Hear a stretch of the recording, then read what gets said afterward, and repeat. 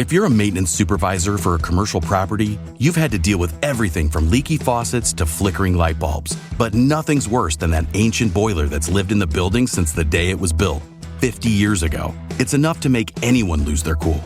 That's where Grainger comes in. With industrial-grade products and dependable fast delivery, Grainger can help with any challenge, from worn-out components to everyday necessities. Call, click Grainger.com, or just stop by. Grainger, for the ones who get it done.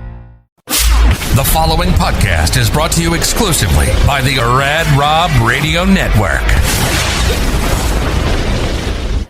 On this edition of Straight Up 5 with Johnny Petraglia Jr., we welcome PBA Regional Bowler, actor, and comedian JT Action Jackson to the show.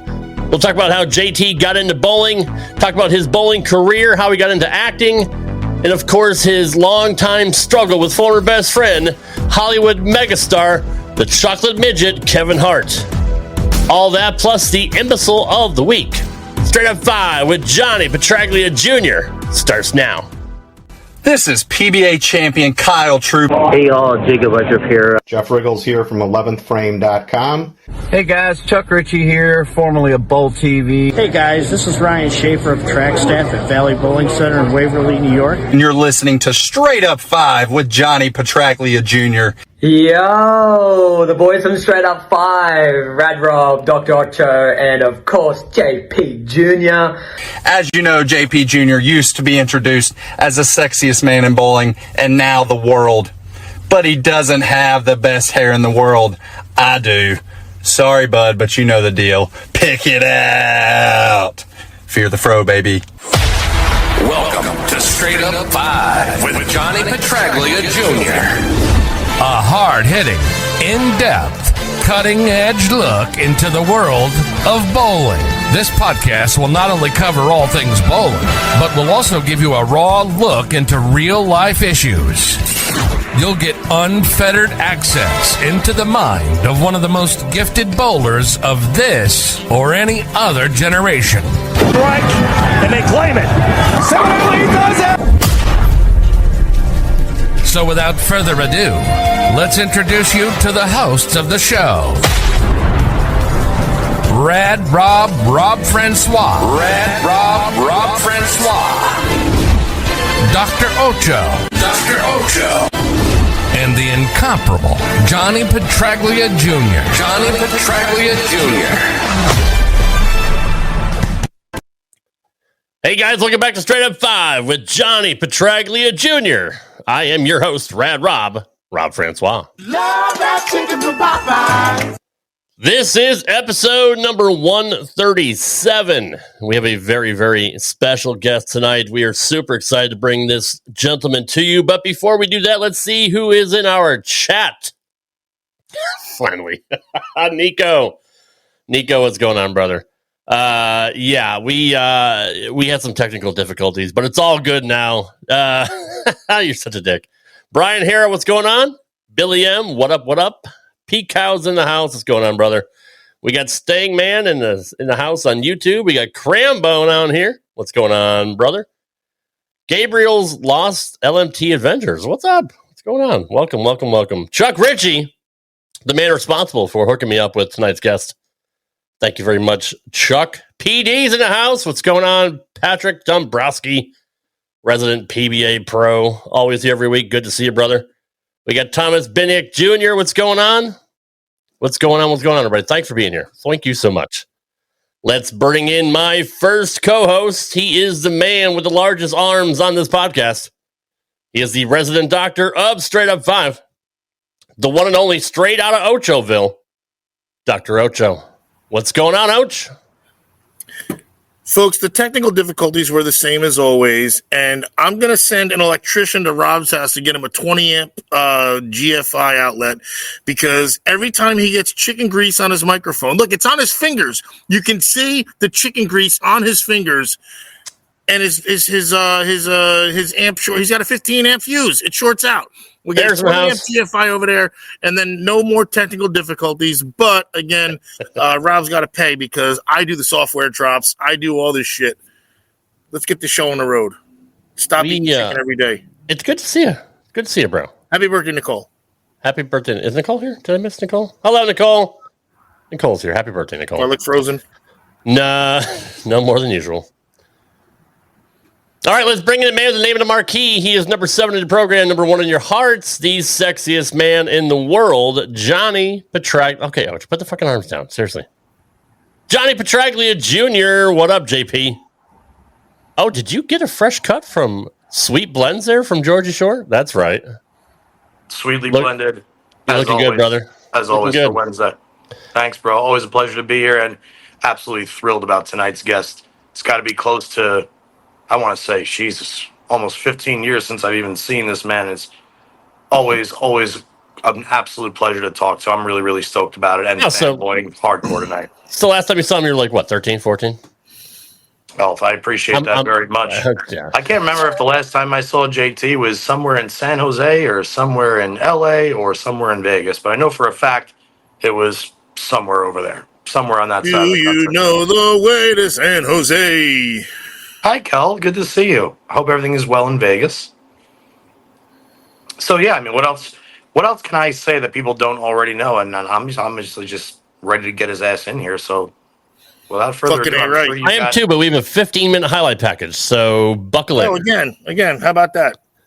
You have him walking his fucking dog or something? Are you serious? No, he's not serious. He's probably got him walking his dog or something, or freaking getting his mail. Look, and here's JT Jackson getting his mail in his bathrobe. Like, Rob's a fucking stalker. I got paparazzi on him 24/7, so I mean, it's it's about 6 minutes, six and change. Typical. We're ready. 7-minute abs. He's a big time guest. He deserves it. It's probably longer than Belmont's. Let's not bring him in. Let's fucking waste time. Yeah, no one's here refuting anything. Just get rolling, will you? For fuck's sake. All right, here we go. Shit.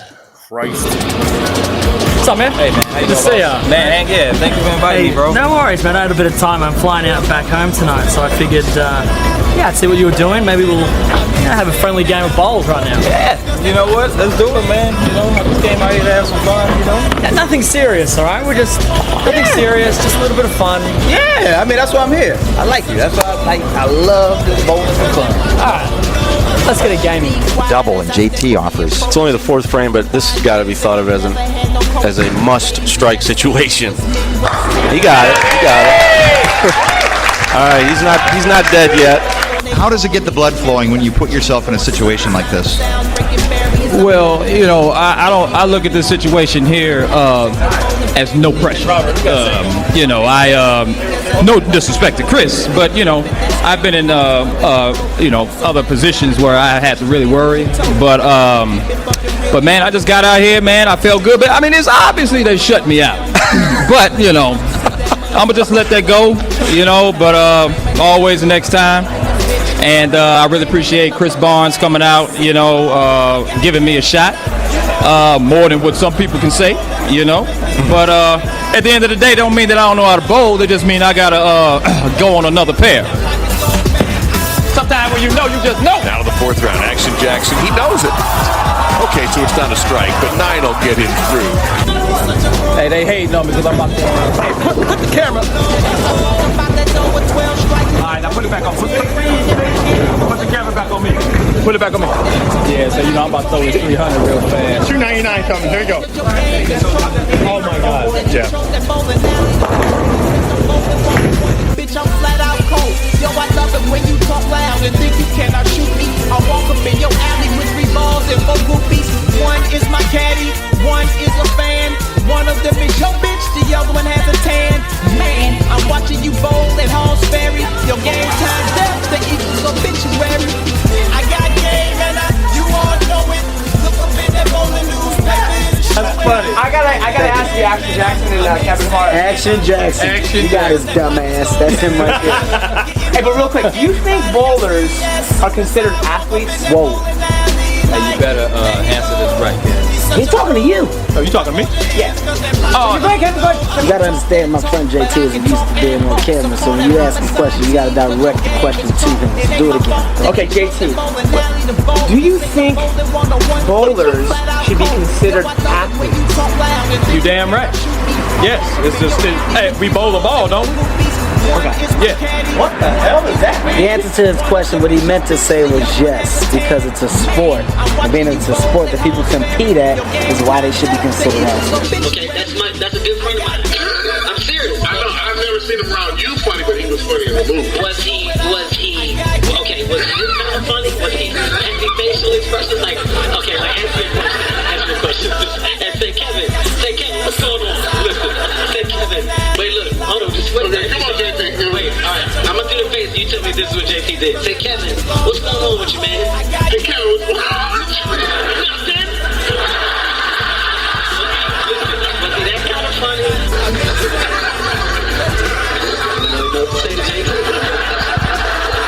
No, man, I get JT a lot of stuff. Honestly, that's one of my best friends out here. That's why I mess with him. I wanted to bet he was great in the movie. Dude, congratulations on the movie and the cast. Same thing to you guys. I can't wait. It started from the beginning. The original search warrants against JT were fraught.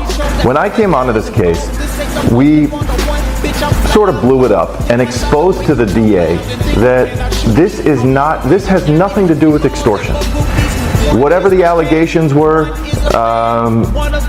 it has nothing to do with extortion. The DA, to his credit, agreed, saw that, and dropped all the extortion cases against JT. However, that wasn't it for the DA. They have an attitude of they won't stop at anything for this case. Here you have this man who served our country, who has absolutely no criminal record, and you have law enforcement and the criminal justice system doing everything they can to pin charges on this man. And that's not okay. And we need to stand against it. And we need to stand up for it. And you know what? Kevin Hart, I wish him well. He made a mistake that weekend, but for him to go and make himself the victim of a crime that never happened, that's not okay. And I think when it boils down to it, we're going to have 12 people sitting in the jury box who are going to agree with that. Kid, what about this some popcorn? You want something? Yeah, grab me a medium. Hey, don't worry. I got your seats. Oh, man, come work out on Tuesday. Yo, Kev, what happened to our seats, dude? It's not your fault you gave away your buddy's seats. Are those seats taken? They were the ones who abandoned you. Were you supposed to just sit alone in the dark at your own movie premiere? You had no choice but to seek companionship. Justin, do you think you could avoid the whole wink, nod, smile? Come on, everyone loves the wink, nod, smile, bro. Well, do you remember last year?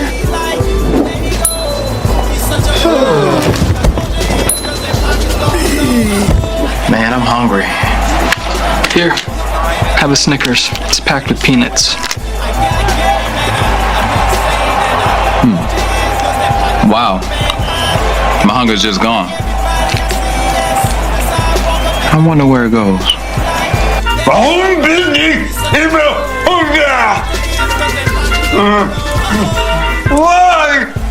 I don't know, maybe Germany?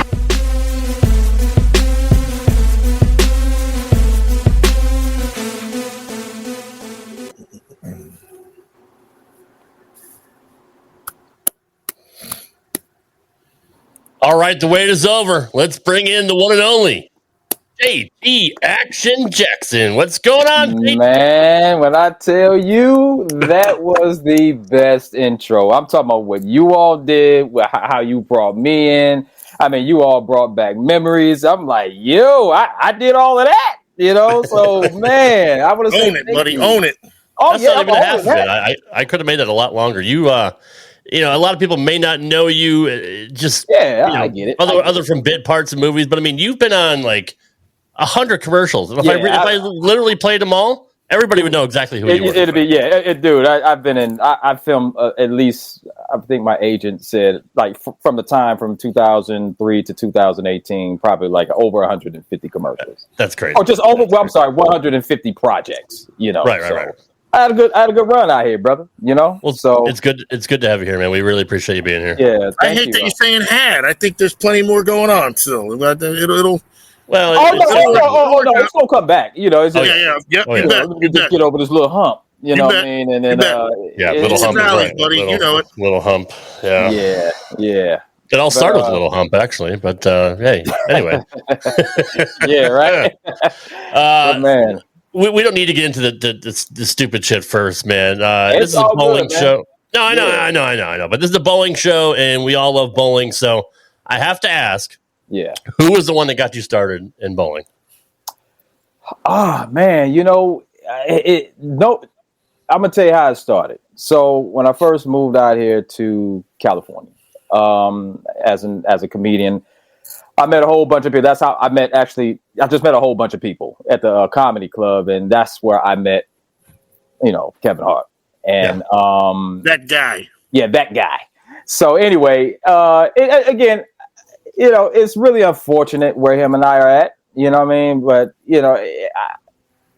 and how it all went down, everything. I know I'm jumping way probably ahead, but at the same time, I just, I still won't forget the memories that I had, that him and I had. Like, we had some great times, man. You know what I mean? I don't believe in hating on them, hating anyone or anything like that. Life moves on, and my life is going to be, back to where it was, when we all met, stuff like that. So I'm not really, I don't hate Kevin, but we had some good times. But I met him at a comedy club in California, and he was kind of just coming out here. So all the comics everybody was from everywhere over the United States, and we ended up going to, we didn't want to go home after we got off stage, so we were just like, y'all want to go bowl, and so we went bowling at some place out here in it's called Canoga Park. So we all just started bowling, man, and we started betting,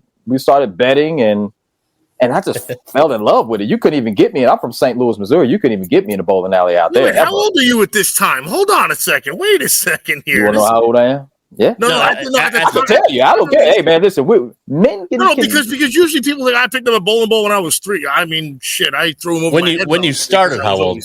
No, seriously, this is what, 10 years ago, 15 years ago, something like that, or and since 2003. In 2000, listen, I don't care. I'm 47 years old, brother. You know what I mean? So I didn't pick up the ball until 2003. How old was I? I moved out here when I was 24. That's crazy. 24 years old. Yeah, 24. That's where I'm getting at. The guy not that good bowling ball. No. I'm okay. No. You're good, brother. No. You're missing it a little bit. Yeah. But it's high praise, but in a good. Go ahead, man. Go. Do your thing. No, yeah. So yeah, we just started bowling, man, and Kevin fell in love with it. I fell in love with it. The other comics fell in love with it, man, and I ain't gonna lie, man. I didn't have a job. You couldn't really make any money out here. To as far as being a comic, they didn't really just pay you that much out here in LA. So I started whooping their ass. You know what I mean? I mean, I can curse on here, right? Yes, very much so. All right, as you fucking want. Okay, as much as you fucking want. I love it. The only thing we don't do is we don't do nudity yet, but I think we're gonna break that barrier. Y'all do that, let me know, man. Shit, we probably make a lot of money. You know what I mean? You bring people. Finally. All right, my bad. You could have started an OnlyFans while you're out of work. I mean, yeah, you're right. It wasn't available back in 2003 though. But no, at the end of the day, man, I just started making a living off of them. They just were too competitive to quit. So I was beating bowling, and I was actually making my rent. I just had a really good run, man. And I didn't want for anything, but that was like before I started booking all these commercials and stuff. So I came out here as a struggling actor, but I did, the military did bring me out here. I was in the United States Navy. I had a great time there in the Navy. And thank you for your service. Yeah. Oh, no, absolutely. And happy belated Veterans Day to I appreciate that. I appreciate that. I did the Army first. I couldn't cut it. I couldn't do it. So you don't get seasick. Were you a midshipman or what were you then? Where and what? The Navy or in the the Army? Navy? Okay, in the Navy. I was on the USS Abraham Lincoln's CVN 72. I was IT. I was an information system technician. Oh, right on. Yeah. Before they changed it to an IT, they called it an RM, which was a radioman. So they combined the DTs and the RMs. DTs are data. I forgot what they were, but they combined us together and made it IT. So anyway, that's how I got out. You know what I mean? So when you're whooping their asses, are you grabbing the ball off the rack and getting the rented shoes that smell like potatoes and whatnot? Yeah. I was doing all that. Yeah, potatoes. Yeah, you weren't walking in like with your freaking like rose ball like freaking Earl McCracken. Absolutely. Earl Hell McCracken. No. I had I know what you're talking about. Yeah. I actually because that's even more impressive. Like you're walking, you're not like, wow, like I got another advantage. I got a freaking weight block. Yeah, it was only one guy, one comic. He was cool. I'm still cool with him. His name was Jay Phillips. He was a comic. He was the only one who had his ball. He was beating everybody ass, by the way. I didn't bet him, but I bet the other 9 people. You just gotta that's smart. Know who you're gonna beat. He's the Patriots. He had his own fucking ball. You know what I mean? So I was like, I'm like, what the fuck is that? He was like, oh, it's my ball. I was like, shit, that is cool. I didn't know nothing about bowling. We just grabbed a solid colored ball off the rack, and we just went out there, and I was beating them, and then I just wanted to get more serious with it. And I think that was the same year I booked a huge campaign, which was called Bacardi and Cola. It was called Bacardi and Cola. I don't know if you all remember that. Yes, sir. Yep. That was like that was the start of my career. I mean, around like 04, 05 ish, maybe something like that. Is that? It was actually it was 03. It was late 03, like that. So, I'm going back to where I was in my own life there. So I didn't have TiVo yet. I didn't have. I can say that TiVo. Yeah. Ocho's a lush too. So I mean, if it's an alcohol commercial, he could just pull it right out of the old memory bank. Anyway, I'm a sucker for advertising, man. I'm a sucker for advertising.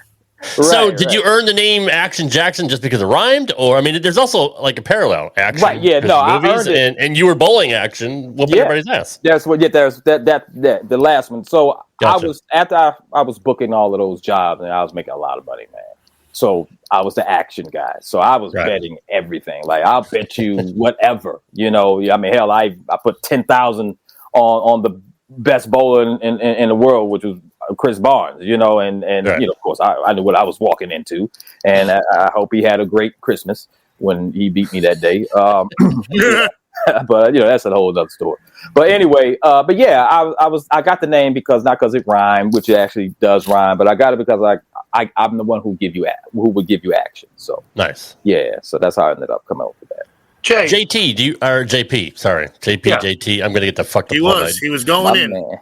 Yeah. When did you meet JT, Johnny? Can you remember? I mean, I know you touched on it. Johnny even got swole on the motherfucker around this bitch. Like, God damn. Like, I mean, it looked good, too. It looked good, brother. Thank you, brother. Working hard. I swear to God, if I'd have saw you on the streets, I'd have walked right by you, not because you were a lot thinner.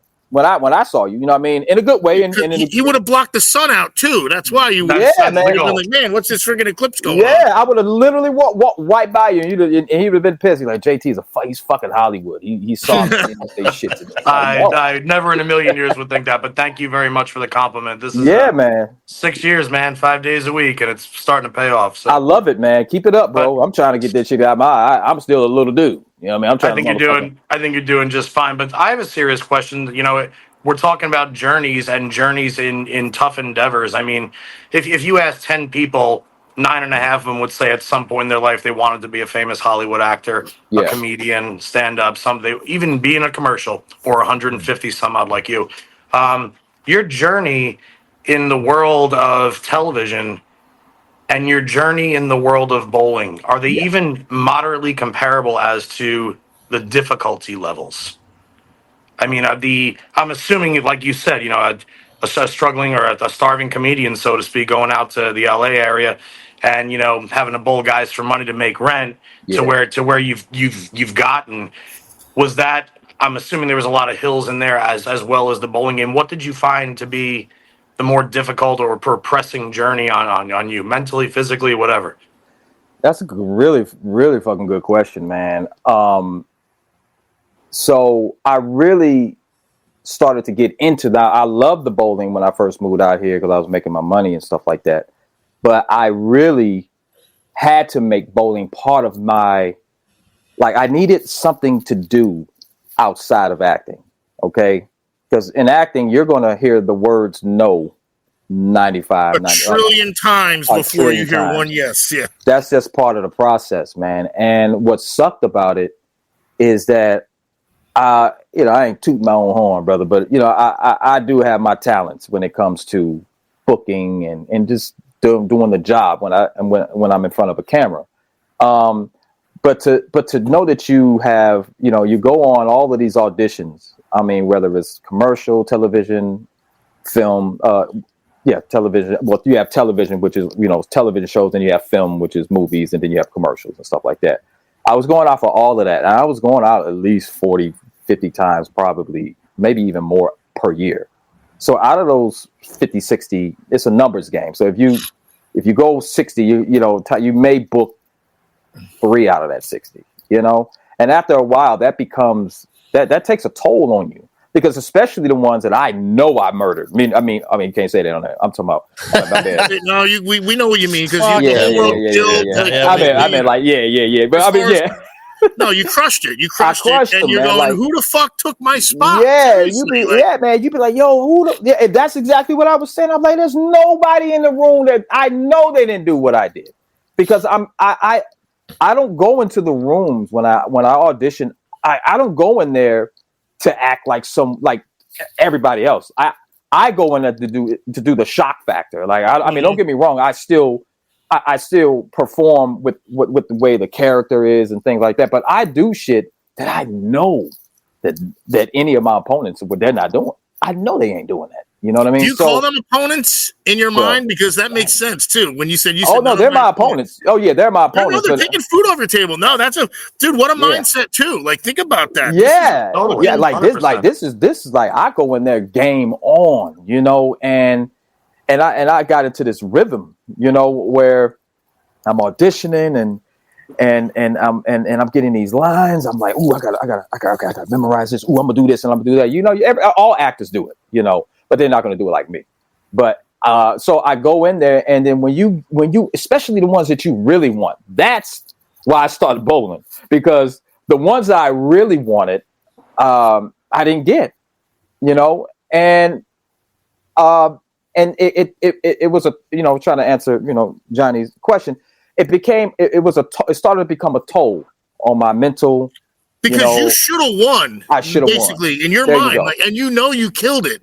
I know I killed it. It's like you bowled 248, and they say the guy that shot 226 won because there you go. You'd be like, how? 3 more strikes, and you're like, or you could actually, Coach. You could even go as far as saying, I bowled 248 and never missed the pocket, and the guy I bowled shot 258 and went all on the beat, on the nose the whole time. Yeah, like it happened. I'm still not fucking sure how it happened, but it. So yeah, I totally get what you're saying about that, JT. Yeah, and I assume the same shit happens in bowling. You go bowl 10 consecutive tournaments. You're out there, however many weeks away from your home, and it's like.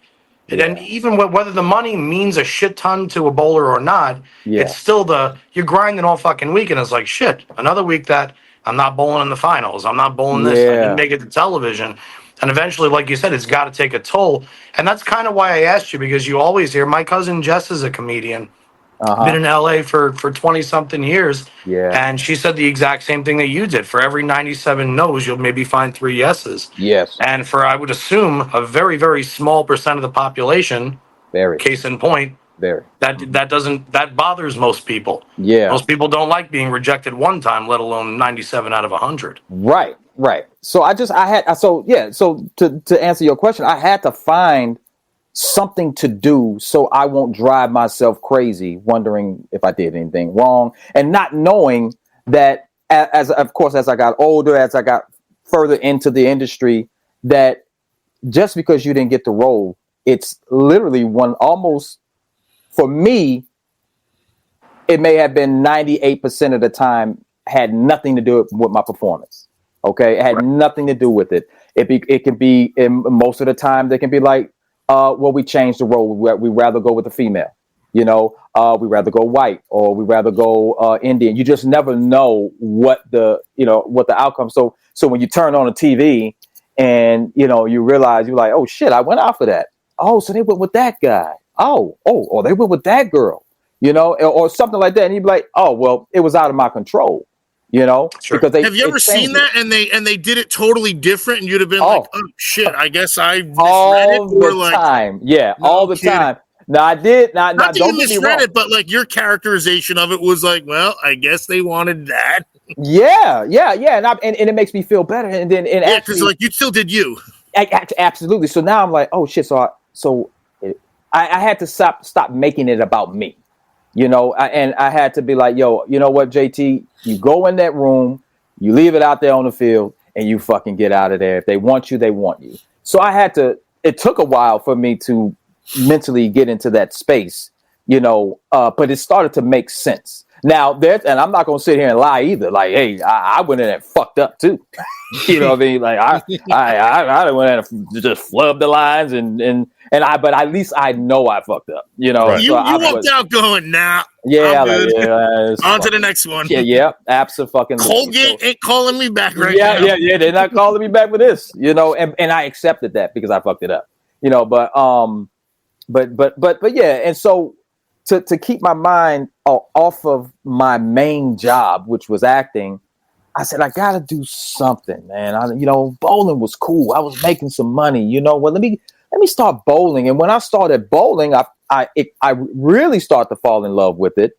And it kept my mind off of acting. And what happens is when I started to get acting auditions, it was times where I loved bowling so much that I didn't even go on the audition. No shit. No bullshit. No fucking bullshit. Yeah, I was making up excuses not to go because I was bowling when I started bowling in 2003, and I really started getting serious around late 2004 and beginning 2005.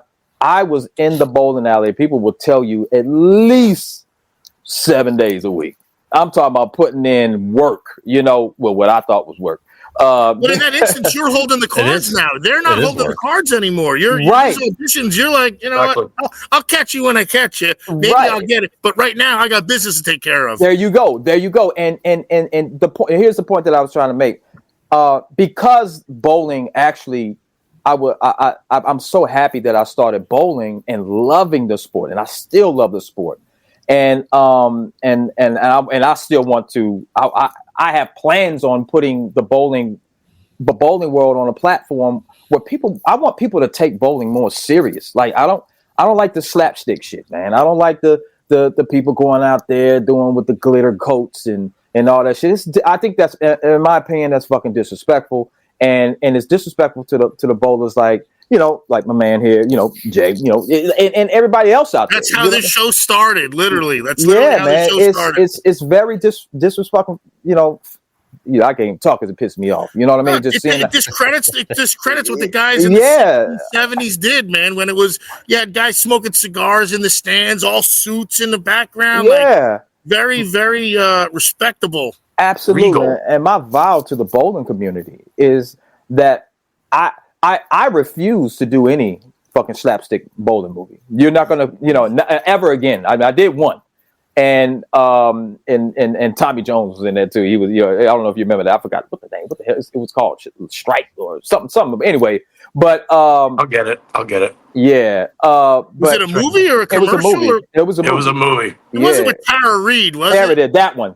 Yes. Yes, that one. That was. Wes Malott was in it. A guy. Yeah, that one there. Yeah, that one. Yeah, that one. I rented that before Blockbuster. Yeah, man. Fuck, that was you. God. Yeah. Hey, I don't remember. I just remember like a guy throwing a straight ball is leading a tournament, and I was like, it was so fucking disrespectful, man. Yeah. But at that and her time, kids I weren't didn't even know. in it. Yeah. And it just, back then I didn't know the, what do you call it? I didn't know that it was, I wish I would have took it more serious. And they gave me this cheetah ball, right? And I'm like, what the fuck is this? It was an 11-pound cheetah ball. And they said, yeah, we need you to strike with this. And they wanted me to pick up this fucking 7-10 split with this. And I'm like, dude, we're going to be here forever. They didn't have CGI back then or nothing like that. They had that little knowledge of the sport that, dude, like, so fucking it's like a 1 in a million shot with a 6. Oh my God, dude. It was so like, they're like, all right, they clapped their hand. They want Tommy to do it. Then I think they wanted Wes to do it. And even Tommy was looking like, dude. At least they said it. They backed you up, right? They're like, nah, this don't happen. Yeah, like you can't do that fucking shit. Like, dude. You got a better chance having Tommy throw it down there, having the ball split. Oh, no, they did. I think they did have Tommy. I think they did have Tommy or what? They had one of them do it. I couldn't fucking do it. You know what I mean? And I was just like, you know, I'm like, dude, you all do have no knowledge, like you said, of what a 7-10 split is. You know what I mean? Like to pick it up. Come on, man. But anyway, at that point, did that like tell you like, God damn, like this is? Did you think it was disrespectful the way that the producers or directors were treating the sport? Well, absolutely. Well, listen, I'm not. Look, the producers and directors, they were all cool. Everybody on set was great, but they probably didn't know any better. That's exactly. They're just more ignorant than making fun. That's exactly what it was. Here's my 10 cents. Go ahead, JC. I'm sorry. No, go ahead. No, go ahead. Go your 10 cents. Go ahead. My 10 cents on this is what JT is saying, at least to the general public, that everybody needs to understand is it's always something comical when it comes to bowling. Even one of the biggest blockbusters in history for the sport of bowling, Kingpin. Yeah. I don't care. I'm sorry. I love predominantly, it. Yes, I loved it too, Och. And it's cool to have those. But I can't tell you. The purists weren't about it. Hang on. I can't tell you how many professionals declined to be in that film, my dad being one of them, because of the nature of it. Now, granted, do I think that was dumb on my dad's part? Of course. I would have loved to have met, Roger Clemens for one, just for his cameo in the movie. But anyway, either way, every other sport, like, if you want to watch a funny baseball movie, you watch Major League. If you want to watch a serious baseball movie, you watch Field of Dreams or League of Their Own. If you want to watch a funny football movie, you can put on Necessary Roughness. If you want to watch a serious football movie, you put on Remember the Titans or Rudy.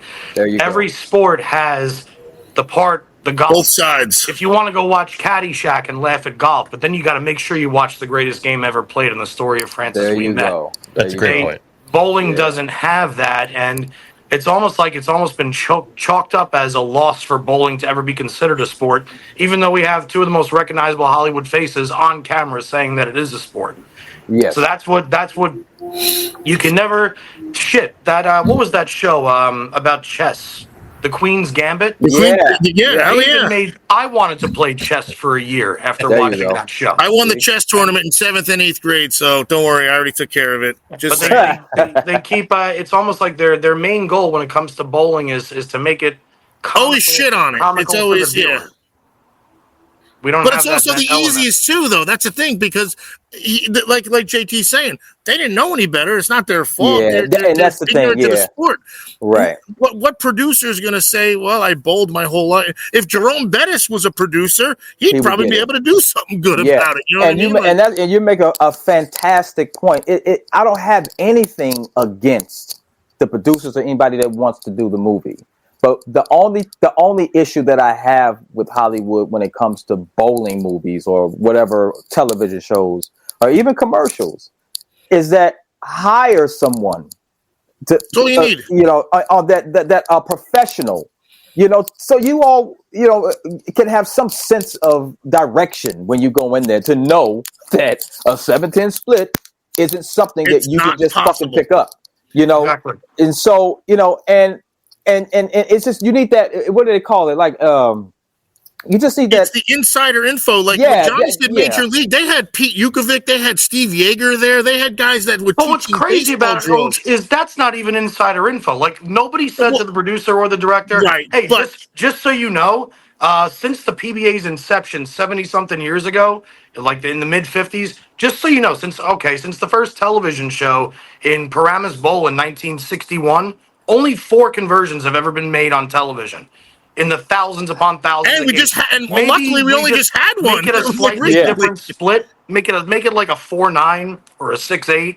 Make it something that's fucking makeable. No, they probably saw Kingpin and they saw him do it with the hand thing and it fucking bounced out or something. And what's sad about it is because this is the bullshit.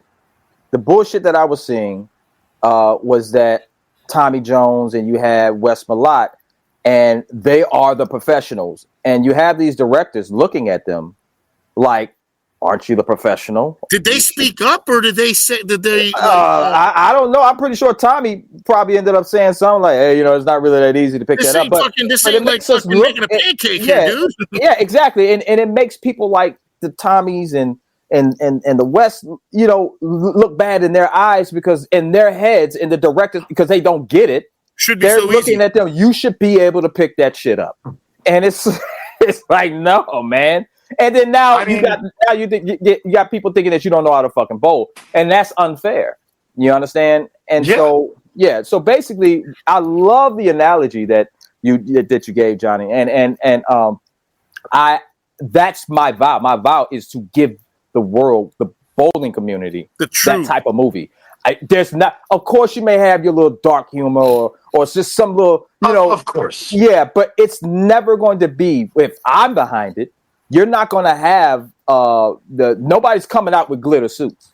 Nobody's going to throw a ball down there with a fucking rose in it. You know what I mean? Don't get me wrong, the movie was great. King and all that. But but at the same time, we need that movie. We need that movie to show the seriousness, to respect the bowler, so people can understand what I was out there for a minute, it didn't go well, but hey, I love the experience. You got out there, man. I did. I did. I got my little one. Don't. You're right. You're right, and I loved it, and I still want to do it. You know what I mean? When everything's over with, of course. But what I'm saying is that my promise is that I will do a bowling movie, and it's going to be serious. It's not. I know the struggles of what everybody been through. You know what I mean? Yes, you can, Chuck. Chuck, you definitely can audition for it. I promise. Yeah.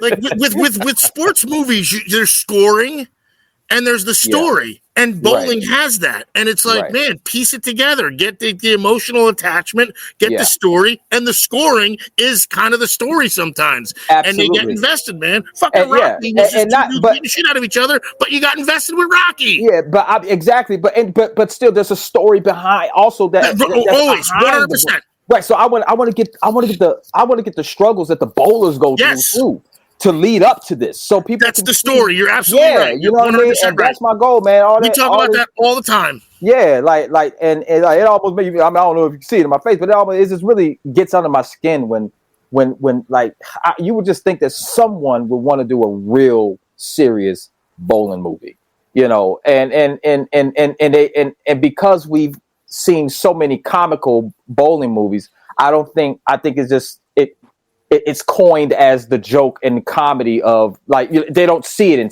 being serious. Right. And I want to change that perspective, and I'm going to, that's my goal, man. Remember they did that documentary. What was it called? The League of. Oh, was that the one, Johnny? Was that the one about the takeover? Not takeover. I'm saying it wrong. The guys that came in, the League of. There were two documentaries. The one you're talking about is League of Ordinary Gentlemen. Yes. And that was when Steve Miller from Nike came in. Yes. And the billionaires from Microsoft purchased the PBA, and they tried wanted to make the good guy, bad guy shit. Tried to make it more like wrestling. Yeah. Oh. But the other one, idiots would do something like that.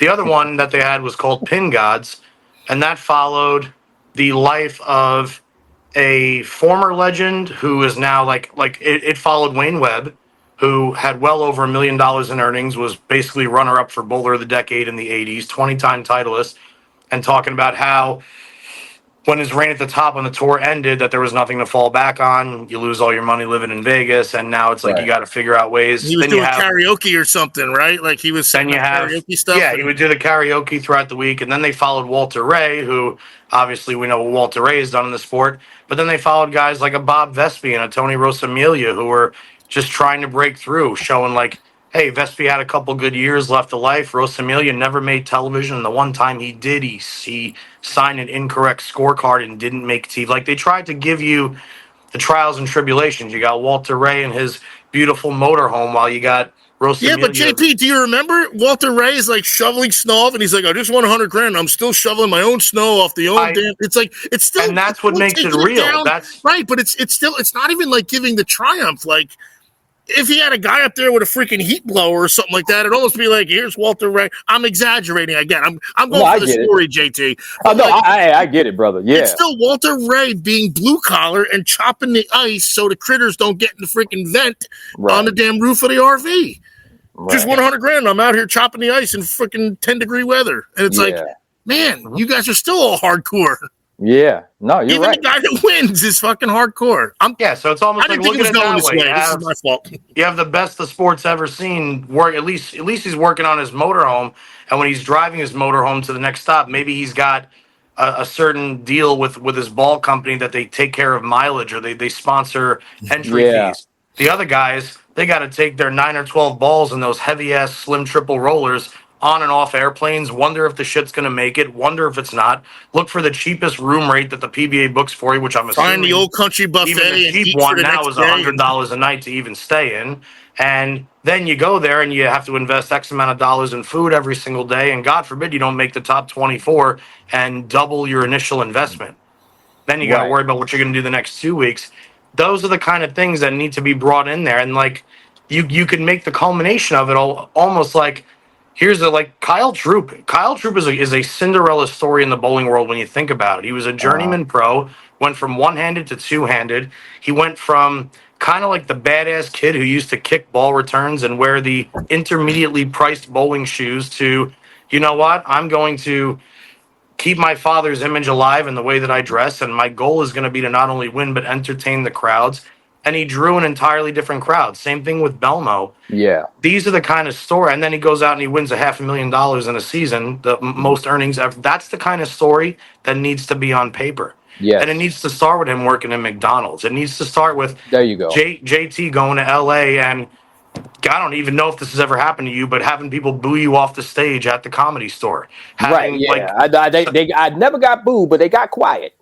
That's you know, like it needs that storyline needs to. That's be worse. Almost. Yeah. Sometimes. I heard the air conditioners turn on in that motherfucker. I was like, fuck. All right. Couldn't do it, man. Couldn't do it. He said I couldn't do it. Yeah. I could do it if I was hammered off my ass, because then I So hold on, real quick. I have a. This is a joke I wrote. So like, if crickets say a bad joke to each other, do they hear humans in the background? Think about it. Somebody, come on, help me out here.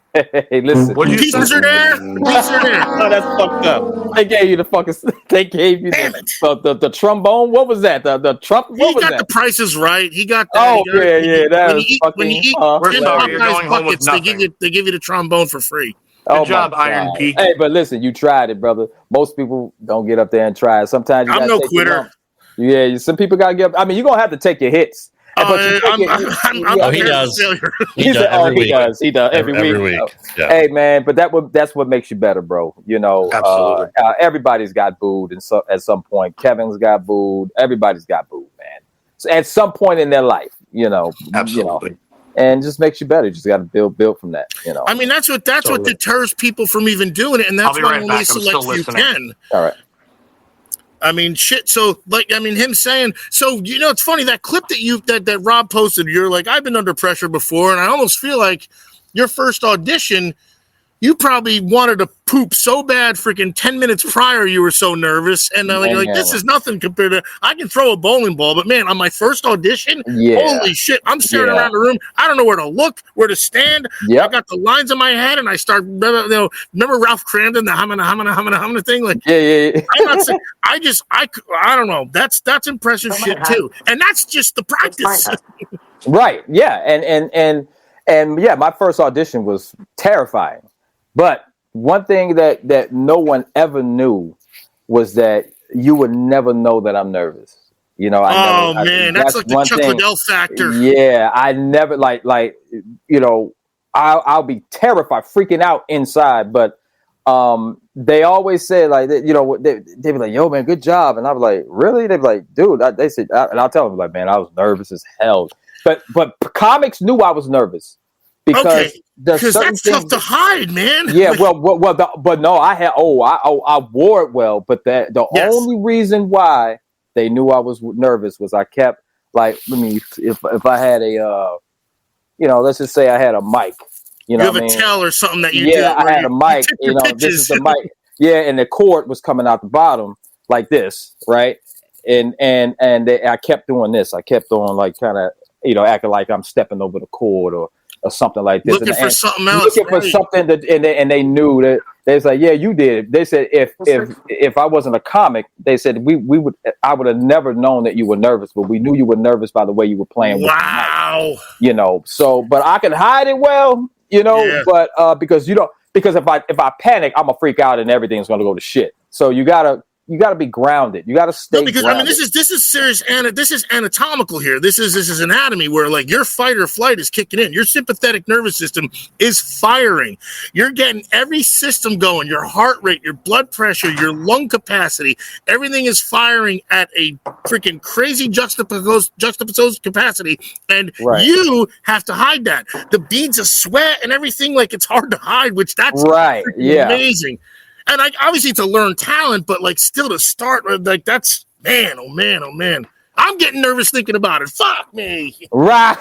Yeah. I see. Because from where I'm sitting, unfortunately my screen is just a little smaller, but I think I see somebody by the name of Austin Lockhart. Like he made a great point in regards to the comedy show that he did for Tom Smallwood. The show that CBS that did. sucked too. I watched it. That was such a letdown for Tom. I felt so bad. That's a great point by Austin. Yeah, and thank you for bringing that up, Austin, because I even forgot about it. Yeah, that's what Hollywood does. And again, it's not intentional.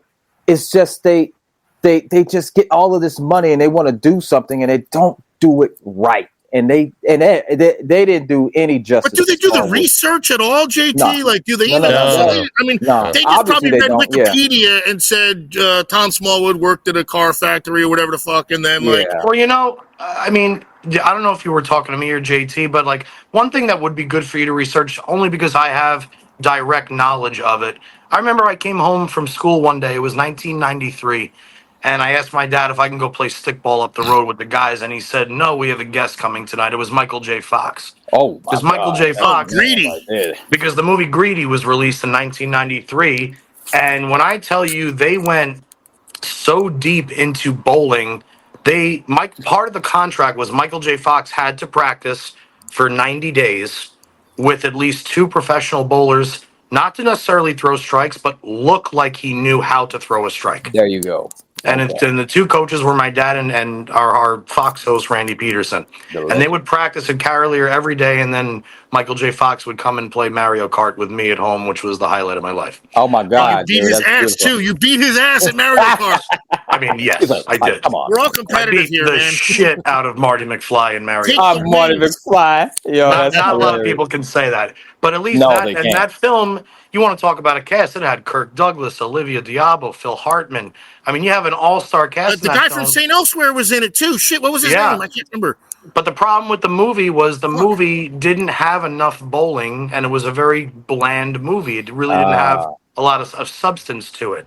That was the only real movie where you saw a little bit about what it was like to be a struggling veteran out on tour, somebody who the culmination of everything I tried to do, I'm gonna stay in the industry because I love this sport, but I can't make it out here anymore. It engulfs, for every one legend that we see, it engulfed the lives of 20 that we don't see. Yeah. Right. And I always thought, I don't even know why I brought that up, because I definitely barged in on this conversation. Well, because that's the only movie we were talking about before. Like, at least that tapped into it, and it was like no, but there was an actual question that made me say that first, that you guys were talking about. You just wanted to tell about kicking the shit out of Michael J. Fox and Mario Kart. We don't know how your brain works. We still don't know how your brain works yet. I'm talking to Action Jackson. Give a fuck. Well, I mean, I love Michael J. Fox, but give a fuck about him right now. We got our celebrity in the house already. Yeah. I was going somewhere with that. Oh, yes, I did have it. It was just, I was going to say, after Austin Lockhart's comment, real quick, because I did promise, JT, I'm sorry for this, my best friend Stephanie at the top of the show, the Mike Marcus Memorial, my late great friend and dear friend to the bowling world, his memorial tournament, sponsored by Net Credit Union, is coming up on December 7th and 8th of just next month. One of the greatest, most wonderfully run tournaments. Stephanie Sheridan, Eric Hodorowski, JJ Sunday, Sonny Manelli Weiland, and the entire staff at Chaco's in Scranton. The most wonderful event you will ever bowl for the absolute greatest cause ever. She wanted me to let you guys know that there are still, Rob, correct me if I'm wrong, 3 spots available on Saturday and 1 on Sunday, or vice versa? Let's see. Sorry, Johnny. I wasn't. That's okay. I can find it too. I just happened. No, it's Is that a team? Is that a team? No, Tournament or this is is an that individual event. JT. Oh man, I would love for something like that. Where's that at? Wait, where's it at? This is in Scranton, Pennsylvania, December 7th and 8th. All the pros come out for it. Well, as many that can get there are always there. Yeah. Tons of raffles. I prizes. promise to them one of these years. I promise I will go out there and bowl that. Well, it would be a pleasure to have you out there, man. I will promise you I will be out there to bowl that. Yeah, that's bowling. That's the type of tournament that I would love to have to bowl. I mean, I would. Woo, if it was out here, man. Say no more. Shit, I'm there. Well, I'm pretty sure with the way that this group runs this tournament, 3 spots on Saturday or Sunday. 3 spots on Saturday, 1 on Sunday. So there's still 3 spots available for the Saturday squad, 1 spot for Sunday. It's 5-game qualifying, both days, separate cuts, and then you immediately go into head-to-head match play. There are buys available depending on how you finish for seeding. I was fortunate enough to get a 1-round bye last year, then beat the Ginger Assassin in the first round before losing to Mr. Rousse Lajoie in the round. Was that the last 7-10 split made, that guy? Yeah, sure was. See? Wow, yeah. You're talking about the ginger guy, right? Was it? Yeah. Yeah, that boy. Anthony. He's an animal. But I promised Stephanie I would do that at the top of the show, and obviously we are pretty engulfed with our guest here. I didn't want to let it go too long. No, hey, I love it, man. I love the JP, you literally just pulled a Dumb and Dumber when you went, wait, I got an idea. I just had an idea. I needed that for my 1-minute hiatus. I'll be back. Okay, tip. So how did you get into bowling tournaments on the regional tour, JT? I met, I think I'm pretty sure you all heard this guy that I'm about to mention by the name of Pharrell Williams, right? One of my favorites. Yeah. So I met him out here in California, and when I tell you, he really changed my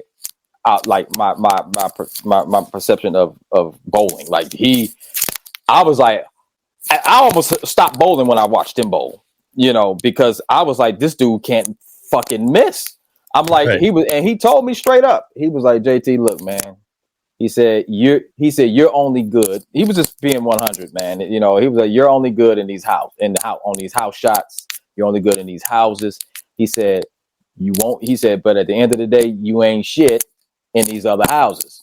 He said, you need to get out of this house. If you want to take bowling seriously, you need to start joining better leagues. You need to start bowling. You said, do you really want to test your skills?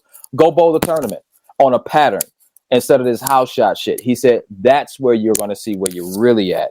And he was being real with me. And that's what you need. You need people to be real with you and tell you, like, cause I thought I was the shit, and I went and bowled one of those tournaments, and I'm really very competitive. And I went there and I bowled like shit. And from then on, that's when it started to be like, all right, I started really practicing, like, on patterns, and I really started taking it seriously. And I started looking at the people that I used to bowl with and take their money at the, comedians and stuff. And I'm like, you guys have no clue what bowling's about. Like, it was that type of, I was mentally on a different level of bowling than they were. And I used to be on their level. So I'm glad Pharaoh told me that, and I felt, and I'm still in love with the sport. I hate that I started out with bad habits. I wish I would have came out and got the correct, the proper coaching, and I ended up getting stuck in this terrible approach of bowling when I let the ball go, because it doesn't work on everything, and I need to work on that, so. But yeah, at the end of the day, that's how I started, because of Pharrell Williams. He's the one who told me, you need to get out this house and go bowl tournaments and see where you really at, so. You know what somebody has to tell Pharaoh, and it could be me or you, whoever talks to him first, is that he scares the living shit out of me every time he makes a Facebook post, because it's always in all caps. And he's already you think he's yelling at you? and he's already a big, scary son of a bitch, even though he's a teddy bear. But every time I see a post from him, I'm like, oh, I'm just scared shitless. We gotta tell him to stop typing in all caps. Yeah, man. Farrell is so kind, man. Yes, You know that. But at the same time, man, when he bowls, man, I haven't seen him in a while, but I'm pretty sure he's still out there, shredding the rack and stuff like that. But when I met him, he was sending pins from the deck back up to the approach, man, and I was just like, dude, like I don't want to bet this guy. I didn't bet him at all. I did bet him, and I lost a lot of money. So yeah. The year the wild card, the wild thing, those Brunswick balls were new. It had to be early 2000s, or around the time when Barnes won it. We'll call it like the 62nd U.S. Open. He had led the first squad using a wild card. He averaged like 235 on that flat 40-foot U.S. Open pattern. He joined myself, my dad, and a couple other guys from Brunswick for dinner at Longhorn Steakhouse that night. And I figured I was going to just juice it up with Farrell all night. Him and Dad, the entire night. Yeah. They never, ever, ever stopped talking. It's like nobody else was at the table, which was even more enjoyable for me to watch those two conversing. That's beautiful, man. But yeah, that's beautiful. That's pretty. I didn't realize your connection with him, and that makes me feel even deeper about what you bring to the table, dude. Brother. Yeah, man. I like I said, man. I met a lot of great people in the bowling world, man, which makes me really respect the sport, and I want the world. You know what, JT? There's a great question for you, because we always say that on this show. Also, we always say the amount of people, wonderful people we have met from all walks of life in bowling. Mm-hmm. It's unbelievable who you meet from. Is it similar in the television world, in the acting world?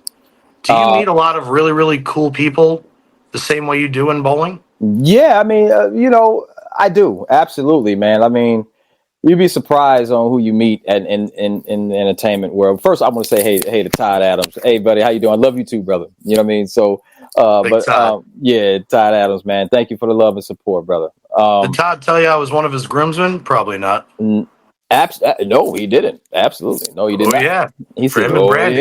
Yeah, okay. Absolutely. All right. Sorry to cut you off. Go ahead. No, it's cool. But, when I first moved out here to California, man, when you see all these stars like the Will Smiths and the Chris Rocks or who else? Ryan Reynolds wasn't around when I came out here, but you got the Ryan Reynolds and stuff like that. But when you meet them, you think you're going to be starstruck, but you're not. It's because you want to be cool. You know what I mean? You don't want to be the guy to be like, I don't want to seem like a fan because I don't want to not be invited back. Right. So, but you realize that at the end of the day, man, they're just like us. They're just regular people. And I guess that was kind of my question. Was like, were there people that surprised? Like, for instance, a lot of people in the bowling world think Pete Weber's an asshole, but when you actually sit down and talk to Pete Weber, he's one of the most caring people in the world. I love Pete Weber, man. He donates to every single charity. Uh-huh. And, I've never had an issue with Pete, but I know. But people, I felt with Pete Weber, I felt that people didn't know how to read the room with him. Okay? Totally. 100%. It's like if he's in his competitive mode, leave him the fuck alone. Damn right. Like don't fucking read the fucking room. If you just watched him go 6-2 in the 10th frame, the 18 came in qualifying to miss the top 24, don't ask him for an autograph on the way to the locker room. Yeah, exactly. He wants to kill somebody right now. Yeah. Anybody would want to kill somebody at that moment. Absolutely. I just feel like most people just didn't, not most people, but just whoever had an issue with him. Like I understood him. But I guess that's my question. So like who of the big time names like the aforementioned, who seems a little rugged in the world of the celebrities that most bowlers don't know? Who seems a little rugged or rough around the edges that's actually a sweetheart out there? Can you pick any out of a hat? Who would I? Oh man, like the major celebrities that I've really met, man. Like I met Will Ferrell. Oh, there's one that I absolutely adore as an actor. Please tell me he's not an asshole. Fuck no, that motherfucker's a kid. Like he's a big fucking kid, man. Like that. Thank God. Yeah, he is. I mean, from when I met him, man, he won't remember me from a pot to piss in, but I remember him And I remember, at a movie premiere, like an after party, man. And he's man. I think my wife actually took a picture with him. But Will Ferrell was really just like a big kid, man. Like someone that you really would want to hang out with, and that's serious. And I'm serious about that. And who else? Like I haven't bumped into stars, man. And all the stars that I bumped into, like Jamie Foxx, he is really a laid back dude, and he's real cool. If you throw out a name who you may think could have been rugged, and I could probably tell you if they were, if I met them or not, more than likely I probably have met them. But everybody's that I've met, I don't know if it's because of the environment that we're in, that they don't, we don't know who they are behind closed doors. You know what I mean? Sure. But I know that from who I met in person, I've never seen any major celebrities have this attitude to where I'm like, I don't care for that motherfucker. Well, that's awesome to hear coming from you. Let's just be real about it, though. Like, there's some fucked up shit that goes on in Hollywood. Like, no, you can count on that. Oh, you can 1,000,000,000%. Fucked up shit goes on in fucking week. Well, I mean, life in general, but in Majestic on Tuesday nights. That's every true. week. Yeah, right. I mean, you hear about those sex drug parties in Majestic with freaking childhood actors. Oh yeah, no. I mean, look, those type of parties happen all the time. No, not in the bowling alley. No, not in the bowling alley. I mean, but not the child stuff. I'm just saying. No, I'm not saying for sure. I don't know about the child stuff. I mean, I've been to a lot of parties. Okay, I've been to a lot of parties, man. With huge celebrities in there, and I'm gonna have to be honest with you. I've never seen any. I've never been to. I mean, since he's the talk of the town, I've never been to a Diddy party. Yeah, of course, Kevin has.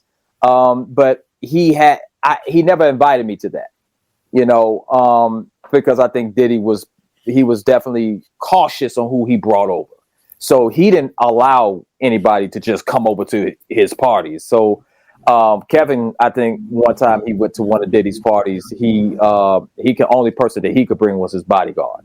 You understand? That's how tight and strict it was, because I look where Diddy's at now. Because I wouldn't go. I'd be like, you know what? Yeah, man. Like, but I'd also be the idiot that breaks a vase or something like that. I'd be like, oh man, I'm just resting, poof, and all. Yeah, but at the end of the day, I want people to understand this. Everybody wants to party, okay, and you're gonna have drugs there at these parties. I mean, it's gonna be weed, it's gonna be probably Molly and stuff like that, and maybe even bigger drugs there. But I'm gonna be honest, it wasn't like it was being passed around. Right. So yeah, you're gonna have people who sneak it in, but you're really there to have fun. You're really there to just. You can say I'm good. Yeah. Oh no, absolutely. Oh no, I don't do that. That's what I mean. People, You know how many people parties? Do you realize if I take one more of those pills, what I'm going to look like in an hour? Absolutely. There's a yeah. I've been to parties. You think this is Poland Spring? There's always something you can say. I mean, there's absolutely, and actually that is Poland Spring. This is tequila. We saw you before. You weren't hiding it, so it's good. Right. I'm not hiding shit tonight. Salute. Yeah, he's like, hey brother, I'm over here drinking water. I wish I. This is our version of partying. Was it hard for you to try to stay away from stuff like that? No, well. I was approached all the time in these parties because this is the thing. If you're at the party, they're going to assume that you do some drugs, okay? Sure. And it's up to you to say, "Fuck no, get the hell out of here," or "Yes, yeah." But I've encountered plenty of times at parties, where they had those little whatever vials of damn cocaine or something there. Right. And they'll just ask you, you want some coke? Do coke? And I'm just like, and it's so and it's so terrifying. Of course, I didn't show it, but I was like, nah, man, I'm cool, brother. I said, if you got some weed, I'll smoke some weed, and they're, weed. They look. You talk about weed, you're like you're taking a baby aspirin. Yeah, there you go. You talk about weed, you might get kicked out the party. Who the fuck invited this guy? Yeah, weed. What the fuck is weed? How you spell that? Like, who's this naturalist? That shit grows from the earth. We don't want that. Absolutely, yeah. But what's funny, and this is like kind of, I guess, a question. I'm always upfront with my entire life when I'm on here. Yeah. I have struggled with alcohol for 20 years. Okay. I definitely smoke weed, but Yeah. I have never once in my life seen, let alone touched, any kind of narcotic. Not once in my life. I've Right. seen cocaine in a bag once. Okay. By accident, right? Right. But what's crazy to me is I have also been asked, do you shoot? You want a line? You want Oh, this? And damn. every single time I'll say, no thanks. And that's the end of it. Yeah. They don't But pressure when you. somebody comes up to me when I'm drinking a bottle of water and they say, you want a shot? And I say, no, I'm good, man. Why? Are you okay? What's wrong? Did I do something wrong? Did they not have your selection? I'll go down the street and get it for you. Oh, It's like, wow. Yeah. Why is that the one drug that which it it's kinda like, is. Yeah, it's a fucking definitely problem if you don't have one? That's true. Everybody else just leaves you the fuck alone. It's the environment too, though. Like if you're at the bowling alley, and that's almost like, and maybe that's a stigma too, JT. You know, like because it's like in Kingpin again, where they're like, I've never been around such amazing, and the dude's got hot dogs and beer, and the stigma is there. And it's like, I'm not gonna lie, if there wasn't a bar at the bowling alley that I bowl at, I wouldn't go there. I'm just saying. So that's my own doing. Yeah. But is it the environment also? Like the stigma is already there that like, well, you're 100%. Of course you're going to be drinking. So yeah. You go to these parties, you're definitely not going to just be sitting. You know, it's right. It's almost like you don't have a menu, but there's a known thing that's going on. You're doing drugs. Somebody's going to be smoking weed. Somebody's going to be definitely drinking. More. It was more drinking than anything. Now, don't get me wrong. I've seen people just flat out put some shit on their hand and just do a quick little bump, you know, and they go back to partying, doing their thing.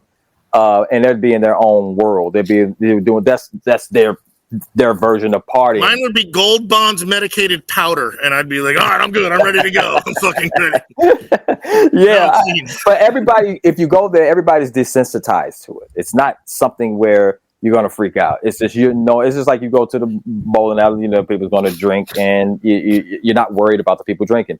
That's how it is with the drugs in those type of settings. You know.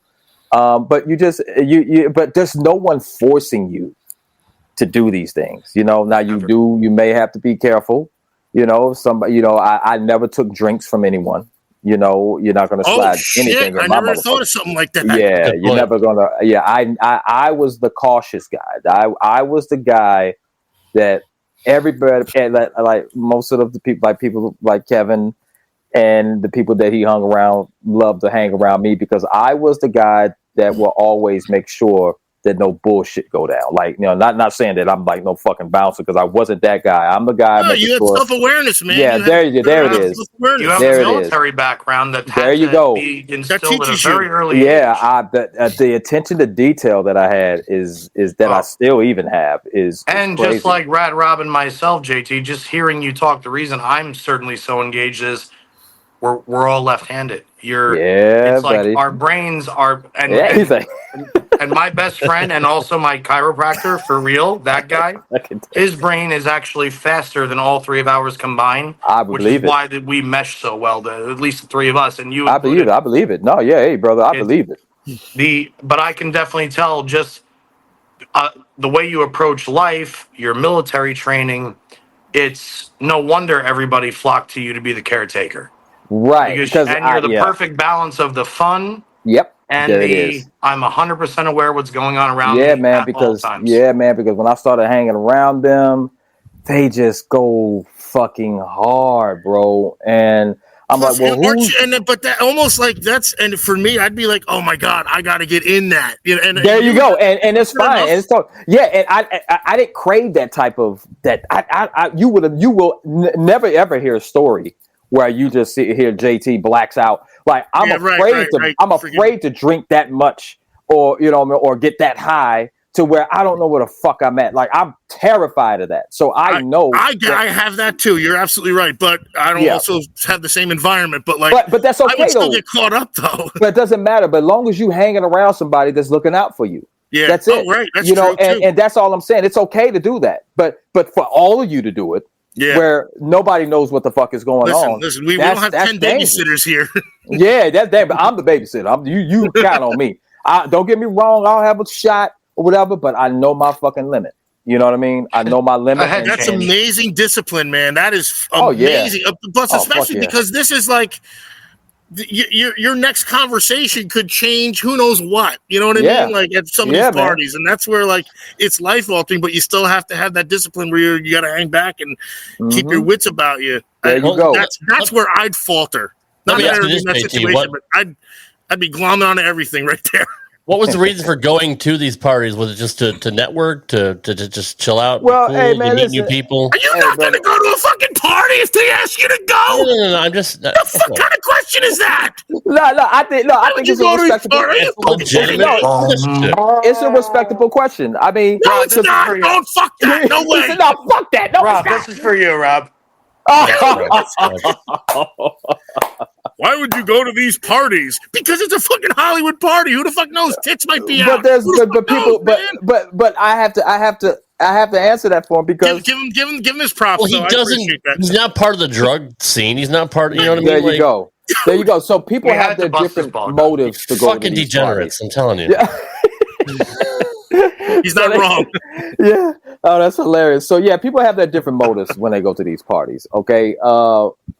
My main motive was to, network, but at the same time, it's hard to really network when everybody's shit faced and they're just, and ain't nobody. Hey, remember from last night? No. Yeah, no. Oh, fuck, my bad. Yeah, sorry. You were there? Yeah. Yeah. Jay, you were there. Oh shit, I remember you. Sorry, guy. But other than that, but when I was single at that time, yeah, I know. And of course, when I was single at that time, I was actually going there for the women. You know what I mean? And trying to hook up. You know what I mean? But and just have a good time, dance and laugh and that type of stuff. But yeah, I mean, but to answer your question as well, I didn't go to all the parties because sometimes it's going to be the same shit over and over and over, and then you get burnt out, man. And just so repeating the album again, basically. Yeah. So to answer this question, so sometimes, people want to go to the party, but if it's the same shit over and over again, man, it's just like, hey, man, I would catch that next one, brother. And that's and I started to become that guy because it's the same. That's like shit. your auditions too, man. You'd be yeah. tournament. I'm gonna get you. I'm good. Yeah. I've seen it. Yeah, I'm okay with it, and I'll take care of it. And then let's do this first because I know this is more productive right this second. There you go. And huh? Oh, go ahead. Oh yeah, and but I've been to. Look, I can't even count how many parties I've been to. But I have to say that every party that I did go to, I've never seen any inappropriate things to happen outside of people just doing what everybody would do when they want to do drugs or drinking and things like that. Now, private property, it's America. You do you. Yeah. Now, were there other rooms and parts of the houses or that I didn't know about? It could possibly be. Now, I know that I did go to one party where they said, "Hey, if you go behind that door, you're gonna have to sign an NDA." And I said, this ain't let's make a deal, is it? I said, fuck that door. And I don't need to go to that door. I said, I'm looking for the bathroom. I do not want to go to a door where they're going to shove a damn NDA in my fucking face. You know what I mean? So, so there, nothing good could come out of that. Right? No, absolutely. No. So they had that. It does make you curious, though. Yeah, that will make you fucking curious. That's my thing. Yeah, I'm like, certainly made me curious. Like, hey, you just signed the NDA. You good. You know what I mean? Right. So it's a trap. I'd be hanging out to see who comes out of that room. Right. Oh, no. You would never see who comes out because it was another back door. They go out of there, and it's a special door that they knock on in the back. Oh, I bet it's a special door. Yeah, and you can't even go through the door to sign the NDA unless you're invited. And because it's that serious, And then like a little trap door for the animal that they had in there. I don't know about that, but I won't be surprised if they. I got an active imagination, man. Yeah, hey, I love it, man. Hey, I love it. Straight Up 5. None of this is to be taken. This is satirically. We're getting facts, but we're also taking our own spin on it. We're the dumbest white people that are talking to Action Jackson right now, so we have no clue about any of this. It's called Hollyweird for a reason. Hey, brother, you will if you will see some weird shit. you know, it's just going to happen. You're going to see it. That is so intriguing, man. Yeah, I mean, it's it's almost like you're like, wow, it really does happen. That's the first time I ever heard anybody wasn't needing an NDA to go through a door. Oh man, you have no idea. And I don't want to, and I definitely don't want to start mentioning the celebrities that asked for the NDA, which I was very highly shocked that they did. But I was like, really, you? Like you? An NDA? Damn. Whoa. Yeah. All I will say is there definitely is somebody that everybody knows. You know what I mean? But I'm gonna leave that at that. You know, no, that's good. That's good. People got this is our doing, man. We're dragging up this tree, man. Yeah. I hate to be Johnny Raincloud here and change the subject, but I have a bowling question. Fuck you, asshole! Come on, Johnny. We're talking about Johnny Raincloud, and you want to talk about bowling? He yells over me. Doesn't let me finish a goddamn sentence. That's true. This is a question. Very definitive guess. I'm ruining. No, it's all good. See, like right now, I'm like politely asking to ask you a question, and he's still yelling at me. Oh, that's hilarious. Okay. My question is. Chuck Ritchie earlier said, you said you're 47 years old. Yeah. You gonna bowl the senior tour? Hey, brother, I'm gonna get out there, brother. I'm never gonna stop bowling. Yes, I got 3 more years. I'm gonna jump my ass out there. Well, I can't believe I'm about to be fucking 50 around this bitch, man. Jesus, what are the time? Man, I'm 40. I mean, I know I'm 7 years behind you, but I'll get there before you. You said you get there before me. Yeah, ageless and timeless. Yeah, my man is hilarious. Just Ocho. This is giving it away a little bit, though. The Nintendo? Yeah, brother. Yeah, Ocho's on the back nine. Those were your roots when you were 18. I was older than that, actually. Let's hear about chicks getting coke sucked off them off of tits, and let's talk about bowling instead. It's a coke sucked off of tits. Are you going to ask the question, Johnny, or can we just move on? That was the question. He did the question, you fucking dick. Thanks, Rob. Great I wasn't host. listening. I'm sorry, I wasn't listening. Oh my god. Great host. When Johnny, the only other question I was going to ask was, I'm looking at the clock. We've kept him for an hour and a half. Are you okay? I'm chilling with y'all, brother. I'm really good, man. Yeah, I'm good. Oh, and thank you, Matthew Wilborn. I appreciate the love and the support.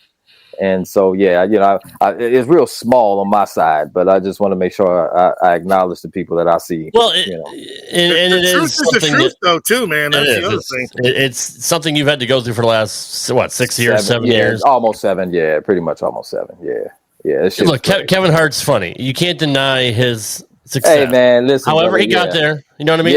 Yeah. Dude, look, man, I'm not hating on him, bro. Yeah, and I know you're not saying that, but look, I don't have a hateful bone in my body. I can tell.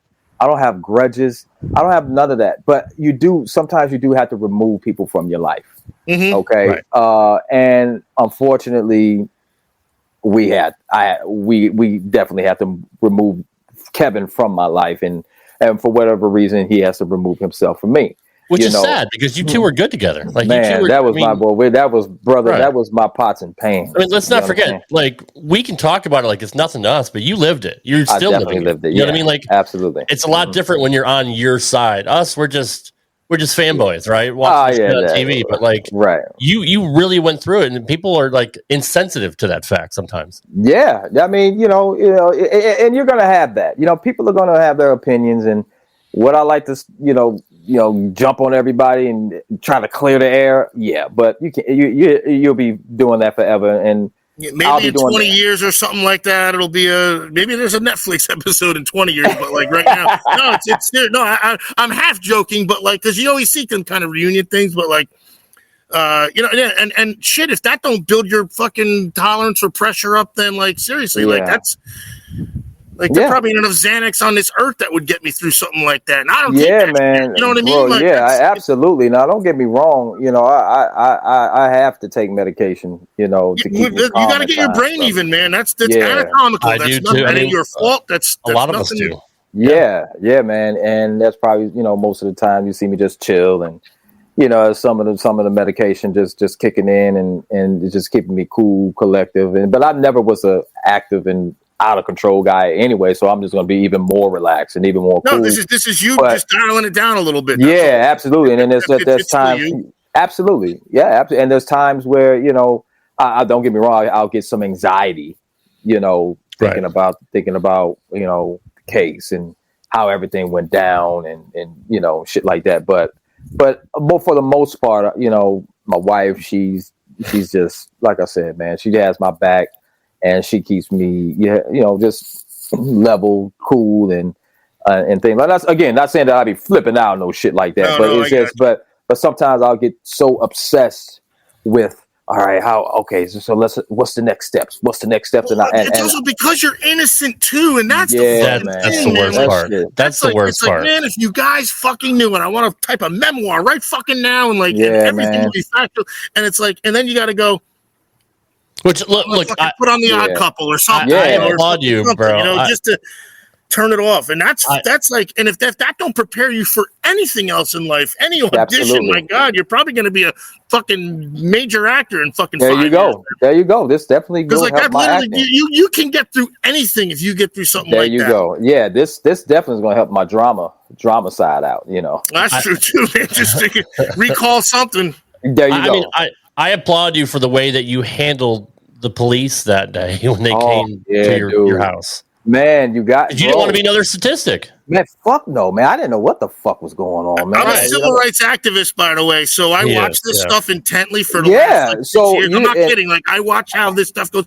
I know every tactic, and I said, holy shit. Absolutely. This was the smartest thing, and that they let you do it, which is also good. Yeah. Because usually they'll go, no way, fuck you. You do what I say. Yeah, the people don't know how to act in them fucking situations, man. You can't be fucking acting a fucking fool. When you were calm, you calm them down. Absolutely. That was me de-escalating the entire situation because they didn't know what they were running into. I didn't know what the fuck was going on. You know what I mean? And all they knew was that I own guns. Okay, which were obviously registered. They looked everything and they're legal. And they're legal as fuck. Yeah, and not only that, I think I have to think that somebody on Kevin's side had to let them know that I was, you know, I had PTSD, you know, that type of stuff because you don't that type of shit. Little bit more. Yeah, that type of shit ain't available to the world, you know. And even then, it's not even available to the police unless it's somebody, you know, was unalived. I think that's what you're supposed to bro, they're not going to come here with a whole team and ready with a ramrod to bust down your fucking door. Right. If you're just some regular dude. There you go. Right. Exactly. So, you know, again, I just felt for some reason at that time, I felt like I was some really elite Green Beret or Navy SEAL around that motherfucker. Right. You know what I mean? But yeah, man, but they were aggressive, man. You know what I mean? They're knocking on the door, banging on the door. I'm at the door with a fucking gun in my hand because I'm thinking somebody's trying to break into my home. And when I saw those, I looked at the peephole and I saw those police officers. They were already like this. You're like, oh, you know shit. What I mean? I said, and they're backed. So remember, folks, they're backed by the state. They're backed by unions. They're backed by qualified immunity. This is my shit here. They are backed by every facet of the state that makes the citizen the criminal before they're even indicted, before anything is gone. They protect them rather than the citizen, even though they take an oath to uphold our rights. I'm sorry, but this is my absolutely. Shit. And just to clear it up, but you had to be the professional. Right? Yeah, I had to be the That's the sad professional. part. Yeah, I had to be the professional. But again, though, the police officers that were there, the only person knew that was bullshit was the actual lead investigator. That was from the DA's office. So I'm not mad at all. No. I know that. I'm mad. They were there. No, not you. I know you're not saying. I'm just telling you. I know they were there just doing their job, and they're going off of what they've been told. You understand? The only person I was mad at, you know, was and I'm not mad at, but just, you know, I was just highly upset, not angry, but I was upset. Because like they knew. If they knew. Yeah, man. If they knew, you know, but again, it was a lot of collusion going on. Mm-hmm. Okay. And I have all the evidence, and there's another side to outside of Kevin Hart's case. There's the federal case, which is the Section 1983 complaint that I filed against the individuals at the DA's office. So that's a 42 USC, right? 42 USC 1983. There you go. There's also the 18 USC 241, 242 if they conspire. I know this shit. That's what I'm just saying. That's why I get fired up, and I'm sorry. There you go. take this up. Oh, I love it, man. I'm glad that you Because I was understand what it ignorant is. to it for way too many years, and for about the last 8 years I've been seeing it, and it's horrific and gross. It's honestly. I know you got a great lawyer, but Ocho works cheap. If you need extra legal advice, he'll be I'm not a happy to join lawyer. your team. I just know the law better than most of them, and not And you. you most do. of them. Yeah. And you do too, because you de-escalate. Better than most. I don't mean to keep. Go ahead, JT. This is No, like, I love going back and forth, man. that upsets me that I know you like for 5 minutes, but like I know you as a human that had not committed a That was crime. just a Tiger and Woods yet- reference, Ocho. What's that? Well, I missed it. It was just a Tiger Woods reference because you said better than most. Oh, that's the freaking TPC at Sawgrass. Thank you. Get back to your The conversation. 17th hole when he freaking hit like a freaking 90-footer. Sorry, go ahead, man. Golf Go nerd. ahead, JT. Now, I will stop. I promise you. No, I know you're passionate. And I know the about federal it. lawsuit too, and you have a fucking slam fucking. Oh yeah, and just to let the people that's watching and you all know that that's a federal case, as you know. So the judges just don't allow those type of cases to move forward if you don't have merit. Yeah, you know what I mean. Right.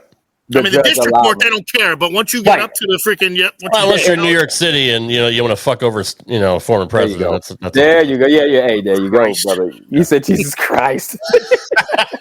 I knew that would stir his shit up, but yeah. Hilarious. But yeah, but they allowed me to move forward against the lead investigator for her fabricating evidence.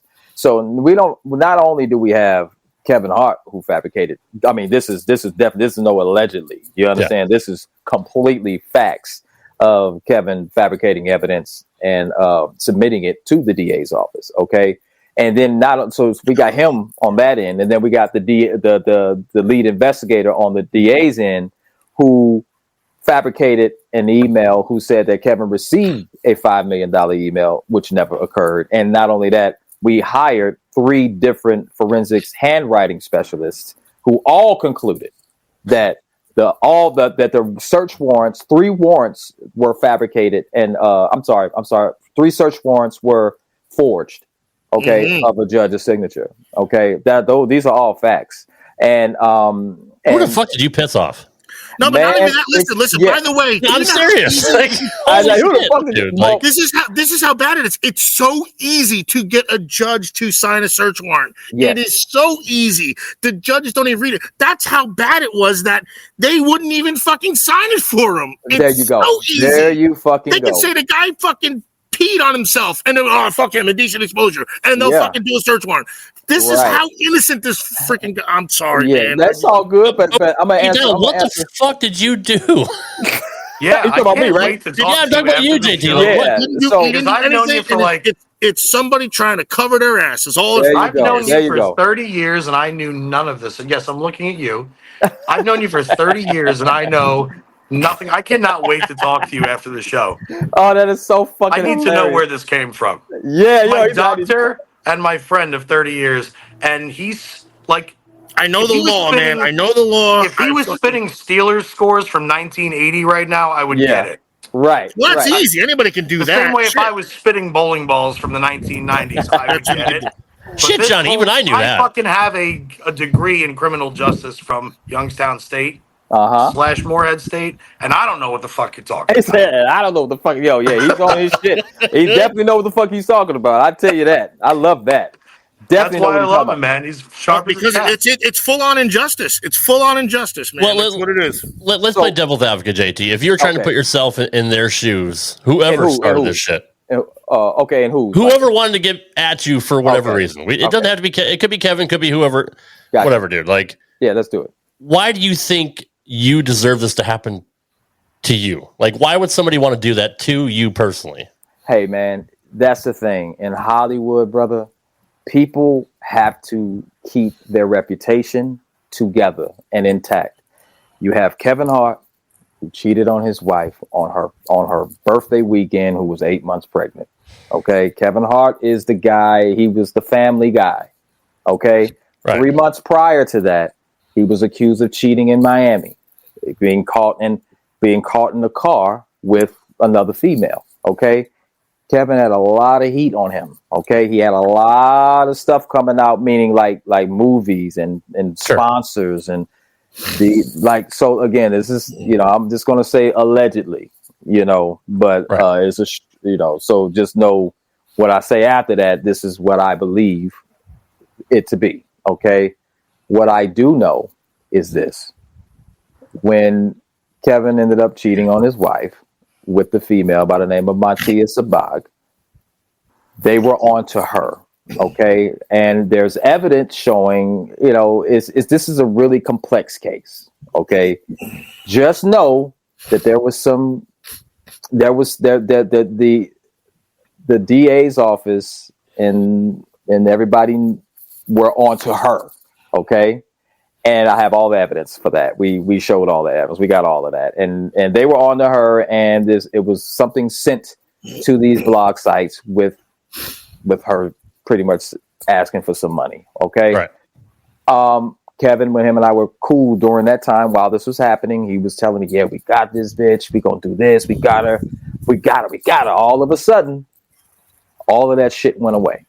Okay. Kevin, they stopped pursuing her.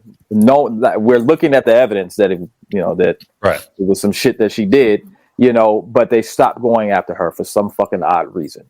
Okay. Mm-hmm. Next thing I know, Kevin and her are linking up together and doing press conferences together. Again, I'm not even in the mix.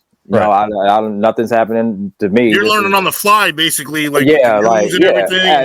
I'm through Kevin and through the news. Okay, but still, So I didn't. There's no insider info, that's for sure. No, absolutely. So I was just like, oh well, shit. I guess, fuck. I guess they're working out something. I didn't give a fuck. It had nothing to do with me.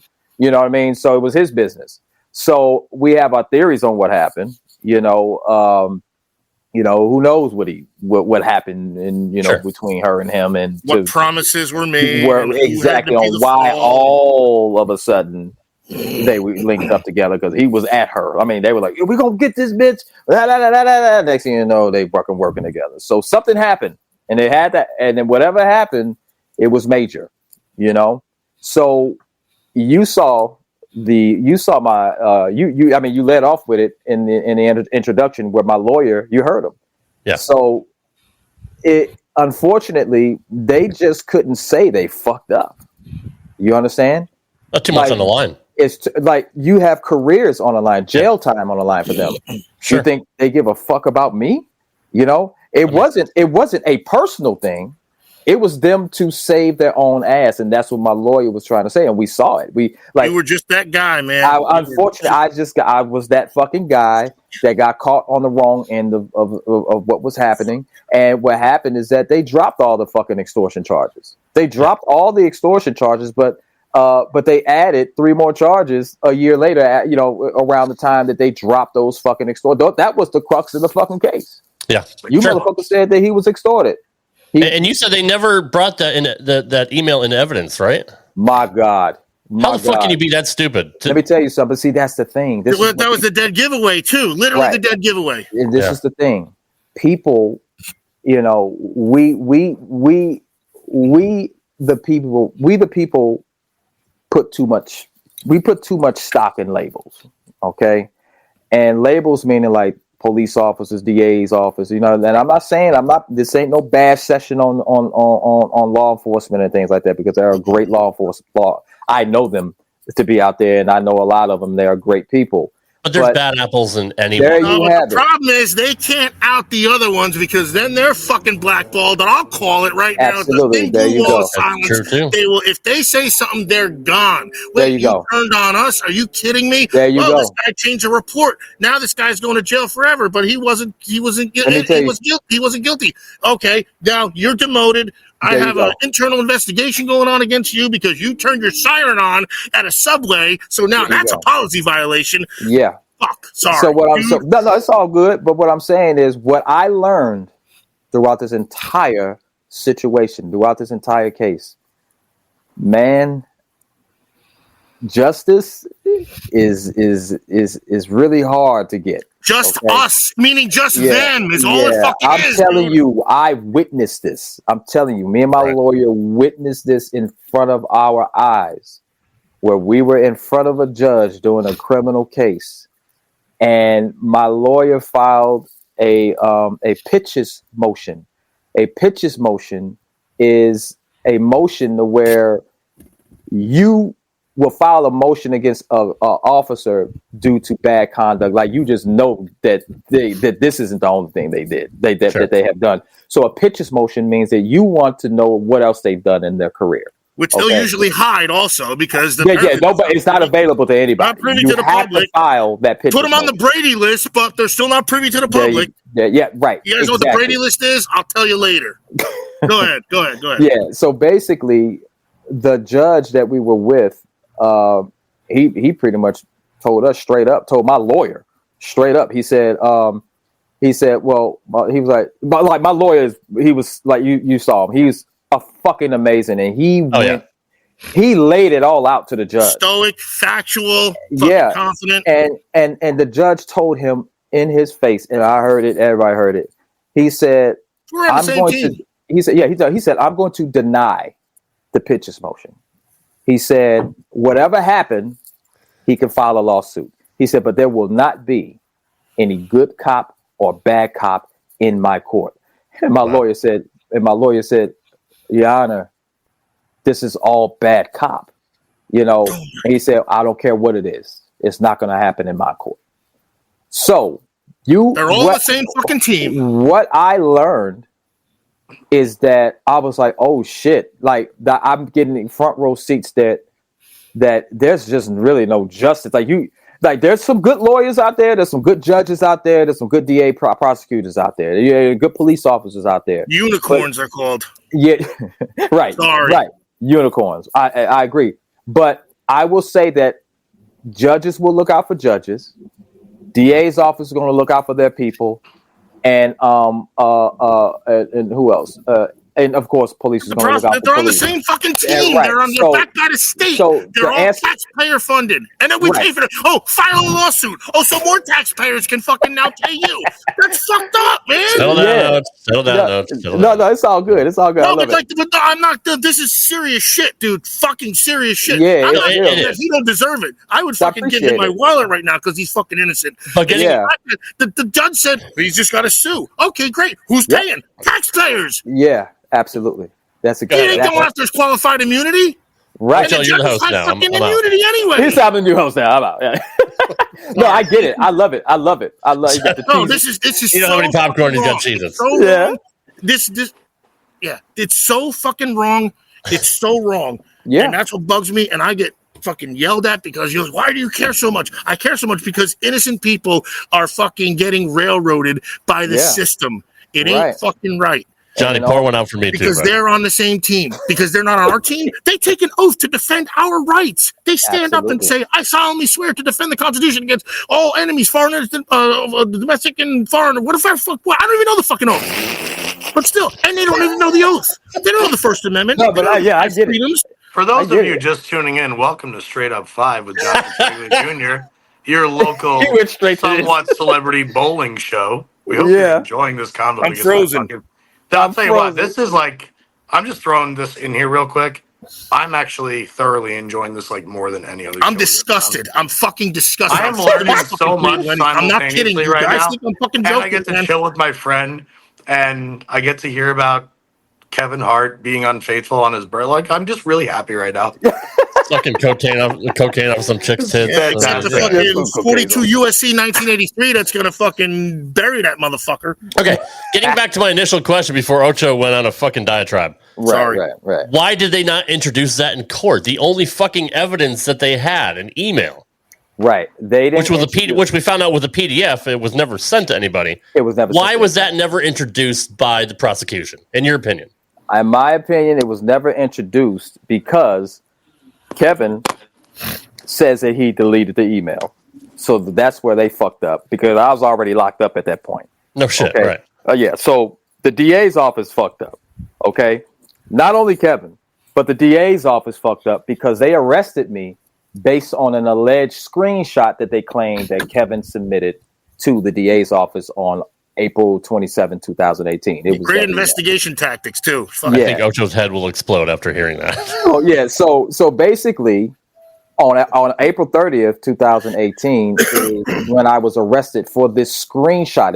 It wasn't even authenticated. And what makes it even worse, guys, What makes all of this even worse is that the DA prosecutors, it was 2 of them, and the DA lead investigator all worked in the cybercrime unit. So that is something that should have been the first fucking thing you should have done. You should have took that screenshot and immediately asked Kevin, where is the original? Because JT's fucking counsel is going to ask for that. They never fucking asked for it. They never asked him for that. They just took it off of face value, arrested me, threw me in jail, prosecuted me for 3.5 years. But they only asked Kevin 1 year later. They asked him a year later, we need to get that authentic email from you. That should have been Exhibit A. That literally should have been Exhibit 1A. Brother, they didn't even put it in Discovery. They didn't even put it in fucking Discovery. And they didn't even, and it was never mentioned in any proceeding. The only thing they tried to go for was they said some emails was sent to Kevin Hart, and we said, well, where is it? They never showed it to us, and then they switched it up when my good lawyer, which I had to fire my other lawyer because he some other shit came up with him where his family, his mom died. I get it. I said, listen, man, my condolences, but I got my life on the line. He was good though, at least, right? It wasn't like you got some shit show at first and then you went. My first lawyer was great. He was really great. Yeah, he was a great guy. His name was Chad Lowen. He was a good. Remember these lawyers. Now remember when these lawyers fight against the system, they're now blackballed too. So when you fight for civil rights or an innocent man, you're blackballed too. So the lawyer's taking a freaking head on it too, and they don't want to be. They want to be in the fucking on the team. So so good for them. By the way, absolutely. So I hired the guy that you saw that you put in the introduction.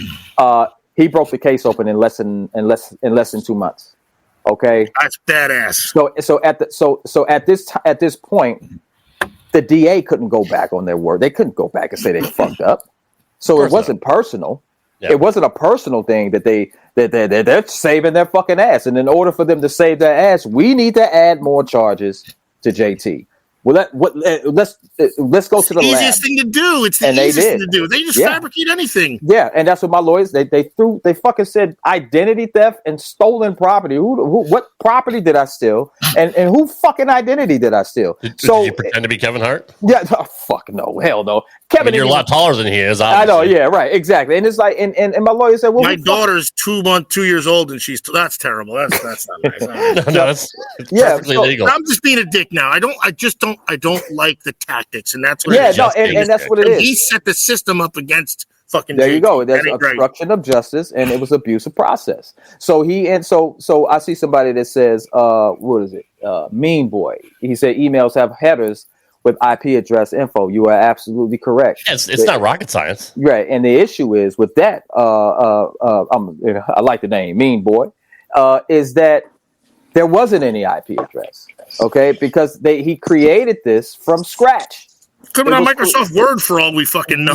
Yeah, that's where it was from Microsoft Word. That was the forensics analyst that we hired concluded. He was like, dude, there was no forwarding headers. Kevin lied and said that he forwarded the email. There was no forwarding headers. He fucked up there. And then he said that he received it. And not only that, it was in bold that it was created in Microsoft Word.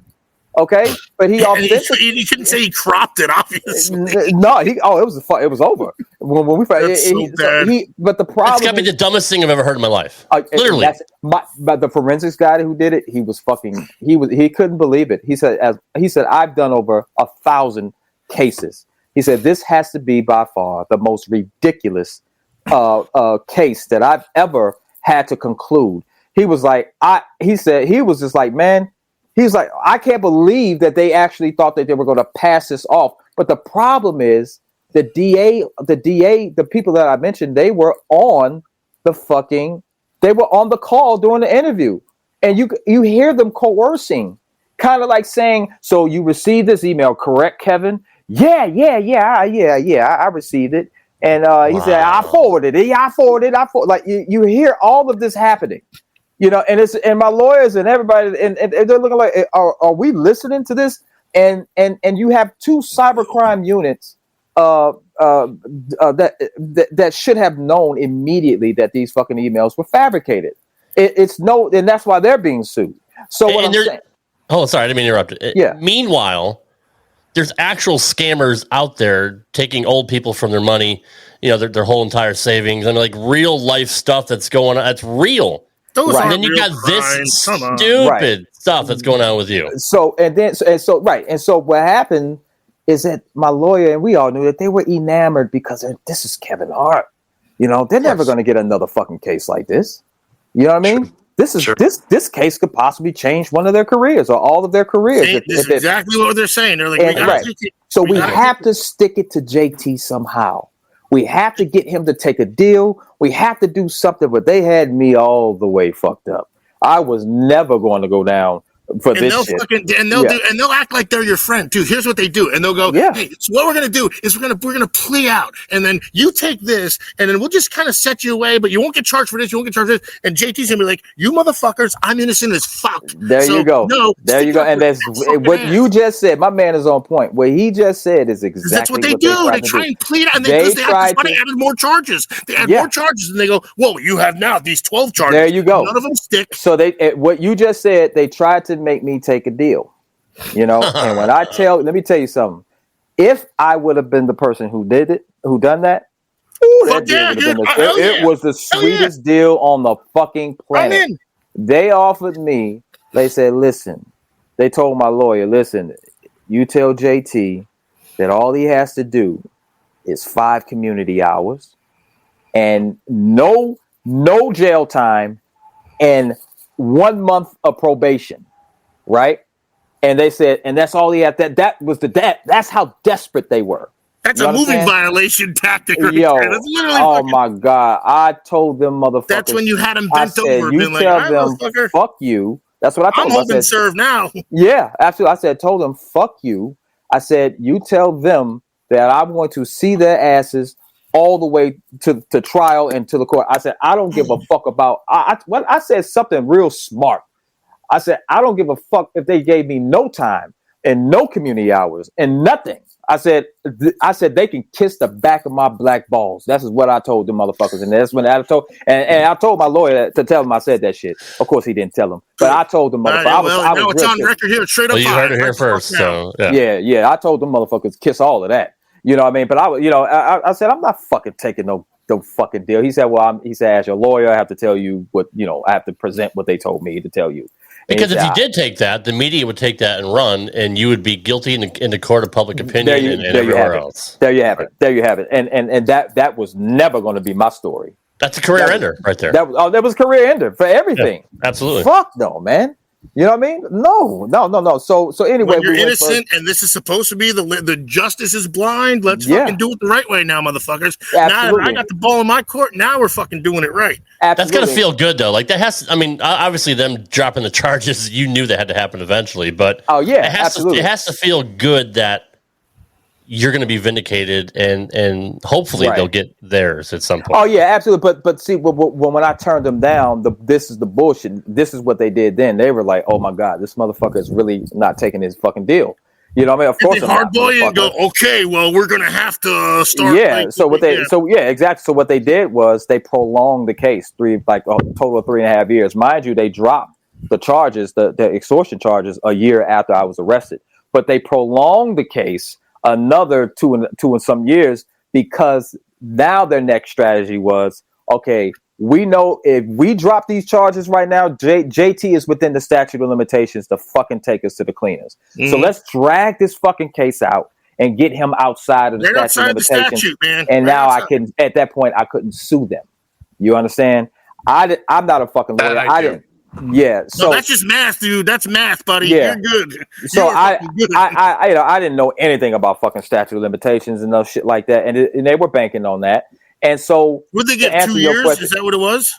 It was 1 year for defamation. Okay. And it was 19, 20, 21. And it was 3 years for malicious prosecution, but it was. So they're just watching the clock, hoping they all fucking run out. Absolutely. That's why they started tacking on these baseless and frivolous charges. It didn't make fucking sense because they knew, right? They knew they fucked up.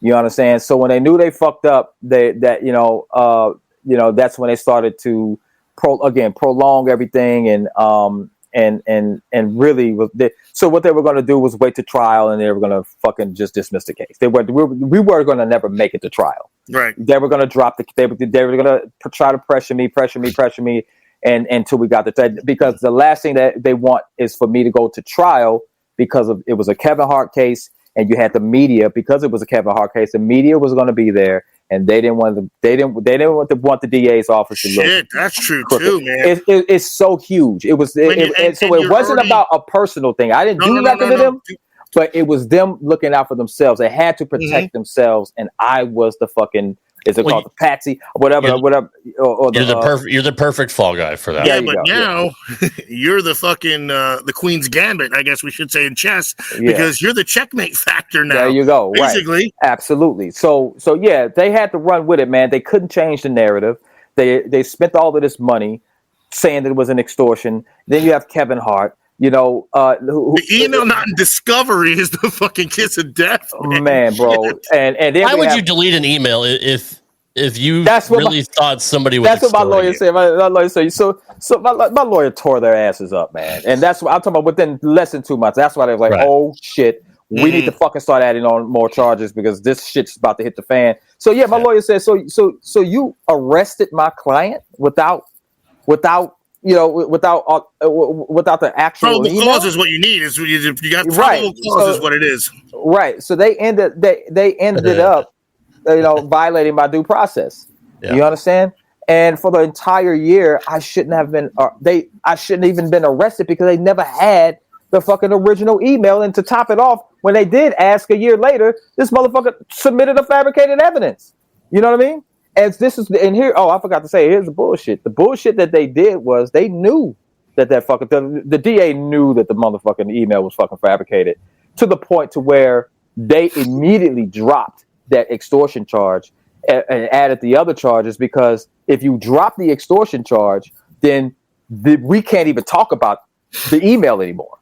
Yeah, just so you know, we couldn't even talk about the email anymore because it was connected to the extortion. So wait, you got full amendment violations too now. They violated due process. That's 5th and 14th Amendment. Yep. So you have full on now, besides 42 U.S.C. 1983. I think I screwed up when I said 18 U.S.C. 241, 242, because that's conspiracy. I thought the cops were inspiring, but it turns out it was. Well, they were. Don't get. I might have been. Okay, you're right. But I couldn't. You have to really have some real hard evidence. Right. Which it wasn't conspiring. You already have deprivation of rights under the law, so you're fine. But but now you got 5th and 14th Amendment though shit too. Like we're talking like all of that's in there. All of that's in there. I mean, I sued them from where my phone? I'm sure it is. I'm curious if I'm close. Yeah. I had a fucking phone. What? Oh. Oh, can you change your name on your screen to Frank Abagnale Jr.? I can't. Or I'm gonna. Can you fit the word peak in there? I'm only saying that because I already knew you were a doctor once in your life. Now I know you've been a lawyer once in your life. I'm not a lawyer. I know the law. Were you ever a pilot?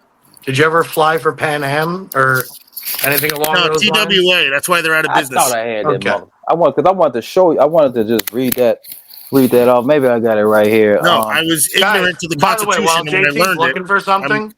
The reason I keep making my screen black is my phone charger cord is not long enough to charge my phone. So I'm going to let it charge for 5 minutes here and there. So I'm still here, just not visibly. So to all of our viewers and especially to JT, obviously. Oh, yeah, it's all good, brother. Rad Rob. Things on Johnny are too short, apparently. So they're not long enough, and he has to dip out and tag someone else in who's got something longer, and then we're back in. By the way, I shot 813 last night.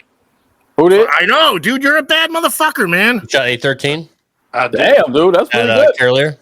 But it's soon no. It's no more Carolier. Majestic. Okay. Wrong. I shot a 665 with 2 opens in the 10th in the 10th of the 3rd and 2nd game. That's because you suck. I do. I don't swallow. No, it was my first pocket 4.9.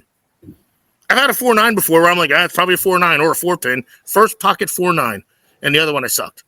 So this is what I filed. Oh, fucking A. Here we go. I'm looking, but I'm going dark.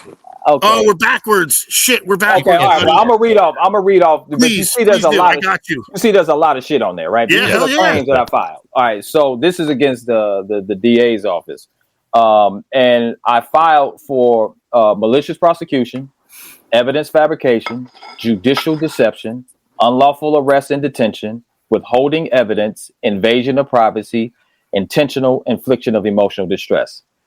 That's what I filed for. So there's Fourth Amendment in there too, because that's unlawful arrest. But it all falls under that. It all falls under those claims. When the right to be secure in your person's papers, houses, and effect.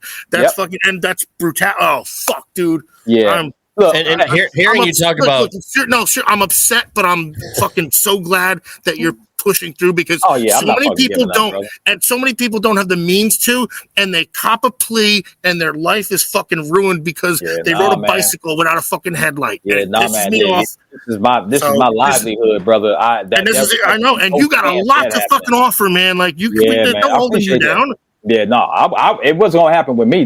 I know they're like, fuck, we fucked with the wrong one. This is what they really thought. What they really thought was, listen, at around the time that I was arrested, business. I mean, you might have been the low hanging fruit from the group, but right now you're the fucking dude. Oh yeah, no, that table turning, brother. That table turning. Fucking but keep in mind that the DA's office ended up they ended up taking, like, they tried. So of course I owed some taxes. All right, yeah, I'm like $100,000, some shit like that. Whatever. You know what I mean? So they looked up my they had to make, they tried to make it a motive. Find anything. Motive. That was the motive. Bill, they were going to be like, oh, look, this fucking idiot. Yeah, he owed this, so this is probably why he extorted Kevin and some shit like that. Like, and it was the $84 bill. I'm gonna. Yeah, I'm like, really? I mean, I'm like, I can pay that. So this is what they thought. So they thought that I was struggling financially. You know what I mean? Around that time. And so their case. They took the dice and they rolled it because they said, you know what, he's gonna have to get a public defender. Mm-hmm. You know what I mean? And who's on our side? There you go. They call them the public pretenders. You know what I mean? But at the same time, finally somebody fucking knows that term too. Yes. Yeah, the public pretenders. Yeah, and so they were banking on that, thinking that I didn't have the funds to get a lawyer. You know what I mean? And so when they found out that I hired a lawyer, that's when shit got real shaky for them. Oh, they got this thing now. They man, you should have saw their faces. They're like, he got a lawyer. Oh, that's fucking awesome. Yeah, dude. man. I swear to God, this makes me so fucking ecstatic right now. Like I get it. I'm fucking fired up because I see it too often, and it doesn't affect me. It affects me fucking in my soul. I don't like anybody in this fucking wonderful country getting railroaded because that's how it's set up, man. I appreciate it, man. Like, yeah, but you're the guy that's gonna fucking flip the script, man. That's what's fucking awesome. Oh, I bet you're rock hard right now, aren't you? No, this isn't about boners. This is about fucking. He's in a boner. He's about this. I love it. Yeah. It's about knowing the fucking law and fucking beating them at their own fucking game, and that's what this motherfucker did. He beat them at their own fucking game. They thought they were gonna bring a defender, and he's gonna go, "Oh, you got 8 charges on you, man. I don't know how we're gonna do this." Ooh, fucking selling it like a fucking fake pro wrestler, dude. Not happening, brother. I don't know, buddy. Well, I'll tell you what, you're fired. I'm gonna get somebody who knows what the fuck you're doing. Yeah, but yeah, no, I went in there with a fucking lawyer. And you probably knew your shit anyway, though, too. Like, no, I didn't know anything. I had no clue. So you learned it on the fly? I learned all of this on the fly. You know what I mean? I'm the one who Then you're a savant because that's the hardest fucking thing dude. Yeah. That's using your instincts. Like man, and it just made me open my eye. Like, dude, honestly, man, if you ever not in a position like me, but in any position where you have to file anything or you get arrested for something like, you're at a loss. You don't know what the fuck. You don't know how that shit's going to turn out. You have to trust them. There you go. One thing I do know is that these motherfuckers don't go by the law, bro. The law, they pick and choose Record every interaction. This is for everybody listening. Record every interaction with your government. It's legal under the First Amendment of the United States Constitution, under freedom of the press, under fucking circuits. Fields versus the city of Philadelphia. Smith v. Cumming against fucking Glick v. Cumming. Here we go. Versus Driver. Fortis versus Seattle. You record your interaction with government employees because they'll tell you something that is wrong and it might fuck you. And you go, hey, look, this is what they told me. And now you're not fucked anymore. I promise you, people, it happens way too often. And people get fined and extorted because that's what they want. They want our fucking money. Go. Yeah, Sorry. I get. Yeah, no, it's cool. I just want to say, man, just don't look. Did I ever think anything like this would ever happen to me in my life? No. Why would you? Who would think? Right. And how many people say that too? That's a lot. Again, and that's where I'm trying to go. My point is, like, God forbid that it ever happens to anyone, but don't think it can't happen to you over some over some shit like that. Like, just not saying be prepared for it to happen, but it can happen. You know what I mean? Happen to anybody. Yeah. And when it happens, you just be like, man, what the how did I end up here? And what did I even do? I did nothing wrong. And sometimes that's got to be the most frustrating fucking thing, buddy. Oh man, I was hot. Yeah, sometimes it's just out of your control. You guilty by association.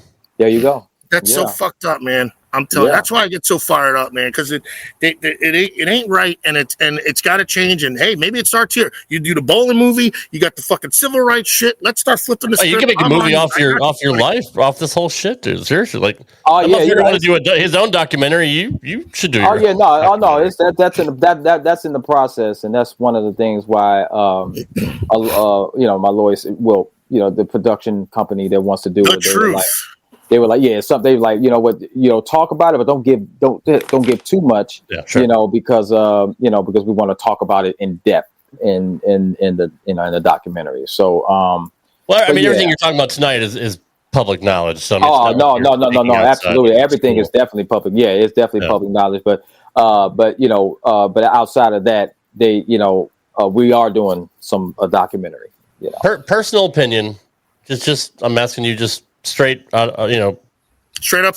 Straight up 5. Yeah. Do you think somebody gave Kevin bad advice? 1,000,000,000%. He's surrounded by fucking people that are yes men. Yeah. And they're gonna tell him what he wants to hear. And unfortunately, I feel they're gonna set him up to crash and burn because he's going to listen to he's listening to the wrong people. I mean, look at the fabricated email. If he don't learn from this, then he ain't going to learn. Because in a way, I feel bad for him too, because I'm sure at the end of the day, you two were boys. Yeah. He's got to feel a little bit guilty in the back of his mind. I know he's feeling that. Yeah, he's definitely feeling it. So real quick, did somebody? I'm not painting him as a victim. I'm just saying, like, no, I know that. No, I know what I mean. Like, real quick, do you think somebody said, "Hey, here's an idea"? In order to get the whole evidentiary thing against them, should we create an email? Like, did that come out of somewhere? Did you I'm stuck on that, dude. Yeah, so I can't imagine he thought of that himself. No, I would tell you straight up, I don't really believe he thought about that himself, but he was definitely. But he'd have been like, "Oh, that's a fucking great idea." Yeah, he was complicit. But so this is what these Hollywood people do when they're in trouble. The first thing they do is hire a crisis management team. Right. Okay. And when they hire these teams, they are fucking smart. They know how to, I don't know if you remember Kevin Hart's car crash. Yeah. You remember he had the car crash and all of a sudden you didn't hear about it anymore. Right. It just went away. Those are crisis management teams. Tom Cruise jumped on a chair with Oprah, and that's wiped off the internet. So that's got it's just not that. What I'm saying is this: that if something is going to completely destroy actors, they have a way of getting rid of it quick. They're going to have exactly. They're going to mob style, dude. This is like literally fucking mafia. It really is. It's definitely mob style, and what they do is they're going to have to come up with something to dilute this part. They want people, he cheated on his pregnant wife. No, Kevin, this is bad. This is bad, Kevin. You know what? We need to create something to calm this part down and get people to looking over here. And that Louis C.K. didn't do, I guess, either. Yeah. Sorry, man. Sorry. Yeah, no, right. So I'm just saying, like, that's so, so I don't want people to think that, like, because most people that aren't in, like yourselves, you're not in the world that I'm in, in the Hollywood world. And he's taking more advice from them too now. I don't want to say yes, man. But they're not telling him, hey, here's what you have to do to combat this. Yeah. And like you said. Right, he had to be shitting his pants when the whole scandal came out. You know what I mean? No, you can count on it. He was fucking definitely shitting his pants. So when you have these Hollywood, these people that are on a level of people like Kevin and all that, like Mean Boy said, gaslighting, things like that. Yeah. And what's up, Vic? How you doing, Victor? And who else? Yeah, but you can buy new Alex. pants. Hey, Alex. You got 50 mil in the bank. You can buy new pants when you're shitting in them. Is the fucking problem. Yeah. 50 million dollar pants. I get some new corduroys tomorrow. I'm fine. Right. Yeah, he definitely has it. But what I'm trying to say is, if you hear someone, like for example me, because most people be like, there's no way that JT didn't do anything. You know what I mean? That's how people look at it. Yeah. Because they don't know what fucking Hollywood does. Like, if they want to protect their $1 billion baby, it's the fake news thing again, almost, right? They're going to protect that motherfucker. You understand? And if they're going to throw you under the bus, or whoever they're going to throw under the bus, they're going to make sure that they muddy any waters where it will make people say to themselves, man, I believe it. I believe JT, but man, I just don't think that. Why would the police come to his house? Why would this and whether? Man, these motherfuckers are bought. They buy these people, man. You understand? And there's and that's why I come back to say that you can't put faith into these labels, into paramedics, into fucking lawyers, doctors, police, DA's office, because you when you hear those labels, you're like, they're not lying. They always tell the fucking truth. No, they don't. You know, like the FBI and the DOJ. FBI or the DOJ. Well, the World Health Organization hasn't even fucking told the truth for the last 5 years. Well, I'm gonna tell you something. FBI on your ass, you did something. I'm sorry. And even still, it's shit. There was a I'm not saying in Houston that did it, but anyways, if they, by the time they on your ass, they was on your ass for 3 years. Or more. Well, that's true too. You didn't just blip up on the radar. And all of a sudden, hey, let's take a. Right. And that's another thing. People thought FBI was in this case. FBI was never fucking part of this case. No fucking FBI would even touch this case because it was never a fucking crime committed.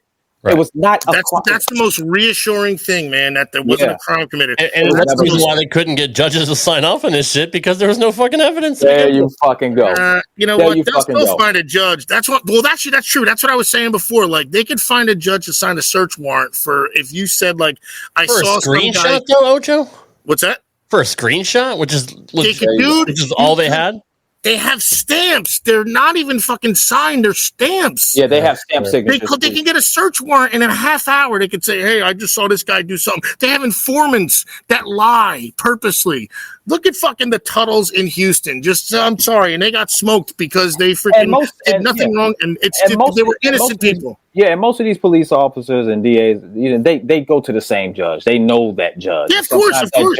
They're on the same team. Yeah, there you go. And the judge trusts their word. You know what I mean? But in this particular case, the warrants were forged. Okay? This is so beautiful, man. This is so fucking beautiful. And it's no irrefutable. Like, look, this is what I tell people. You ain't got to take my motherfucking word. You know what I mean? But you're going to believe the science. The documents are out there, man. Yeah, you're going to believe that motherfucking science because and that's what I'm telling you. I'm not telling y'all, but I'm telling hey, listen, don't believe nothing I said, but do me a favor. Look at the evidence and look at the forensics evidence because they have no stake in it. They're just doing their job. You know what I mean? Numbers and data don't lie. There you fucking go. Don't take my word, but you're going to believe the science. You know what I mean? And something that Kevin has yet to refute. Go ahead. I do have a question though, because regarding the interview that you gave about the whole story. Yeah. You went through like a 6 month process with Kevin's lawyers to get him to try to clear your name, and you specifically agreed on the verbiage that he was going to say. There you go. Yeah. And the pussy made a fucking selfie video driving his car. Fucking like, I was like, no. And wouldn't even say what he was supposed to say. No, bro, dude, that shit pissed me. Which is double dumb because you had a signed agreement, correct? Man, it was a material breach. It was a California law, contract law. They do not fuck around when it comes to that. Okay? Especially in California, because that's where all this shit takes place normally. There you go. So what happened was they contacted my lawyers during the criminal case phase. I was still going through the criminal case phase. I think it was around April 21st, something around like that. April 21st, 2021. They contacted my lawyer, my criminal lawyer, and they were asking because they must have got word that the remaining bullshit charges were going to get dropped anyway. Right. You know. So what happened was, they asked if I was willing to join. They said, "Well, listen, Kevin doesn't want this to go on anymore, and we want to help JT out." Really, motherfucker? Damn near 3 years. 3 years later, you want to help me out? Yeah. Okay. A while ago. Yeah. Right. So my lawyer's listening, and my lawyer said, "So, what are you proposing?" And he said, "Well, listen, we're going to advocate to the DA's office to drop the remaining charges, and like they're doing you a favor, like they're doing you a motherfucking favor. Like, oh my god, like the charges that never happened. There you go, right, oh my god, So my lawyer, how noble of them to do that. Yeah, how noble, right? So, like I was saying in the interview, what happened was that. When they said that they were gonna drop the charges, I said, "Fuck you." I told my lawyer, "Fuck you." I'm not that's not. I would be doing them a motherfucking favor. You know what I mean? If I do that, I said no. Out of trouble is what you're doing. I said no. I need my name cleared on the same level and with the same intensity that they tore me down. I said, and the only way that I'm gonna be able to do that is at trial. Because the cameras are gonna be there. And so, and Kevin was going to be exposed, That's beautiful verbiage too. On the same level that they tore me down. That's fucking beautiful fucking verbiage. It's poetry and it's fucking facts, man. Man. And I was fucking dead. It wasn't even about the fucking charges. I knew the charges were going to get dropped. They're bogus. They're done. I knew it. Yeah. And I said, I don't Let's need get to the meat and potatoes now. Yeah. I said, I don't need y'all to do that. I told my lawyer to tell him I don't need that. I said my lawyer knew we didn't need it, but he had to bring the proposal to me because that's what lawyers have to do. So he said, I know we were gonna shut it down. He said, I just wanted to hear what they had to say, and so I'm asking you. So I'm gonna call him back. I'm gonna tell him no. My client said, fuck you, pretty much. So anyway, when my lawyer contacted them back and said my client passed, he passes on it. So what happens next is they said, well, what does he want? You know what I mean? Because we don't want him out there bad-mouthing Kevin. I'm like, I didn't do that anyway. You guys fucking did that to me. I was like, my lawyer, I said, if me telling my truth is me bad-mouthing Kevin, I'm like, that's a fact, buddy. Yeah, I'm like, I said, I don't know what to fucking tell him. You got to have some integrity. Like, obviously, say what you want about him. Yeah, it's such a fucking somebody else order, though. Like that's horrible, man. Yeah, that's no integrity whatsoever. It's all type of fucking. What is it called? Ethical violations or whatever the hell. It's just bad. And so they said, well, what does he want? And so they got me on the phone.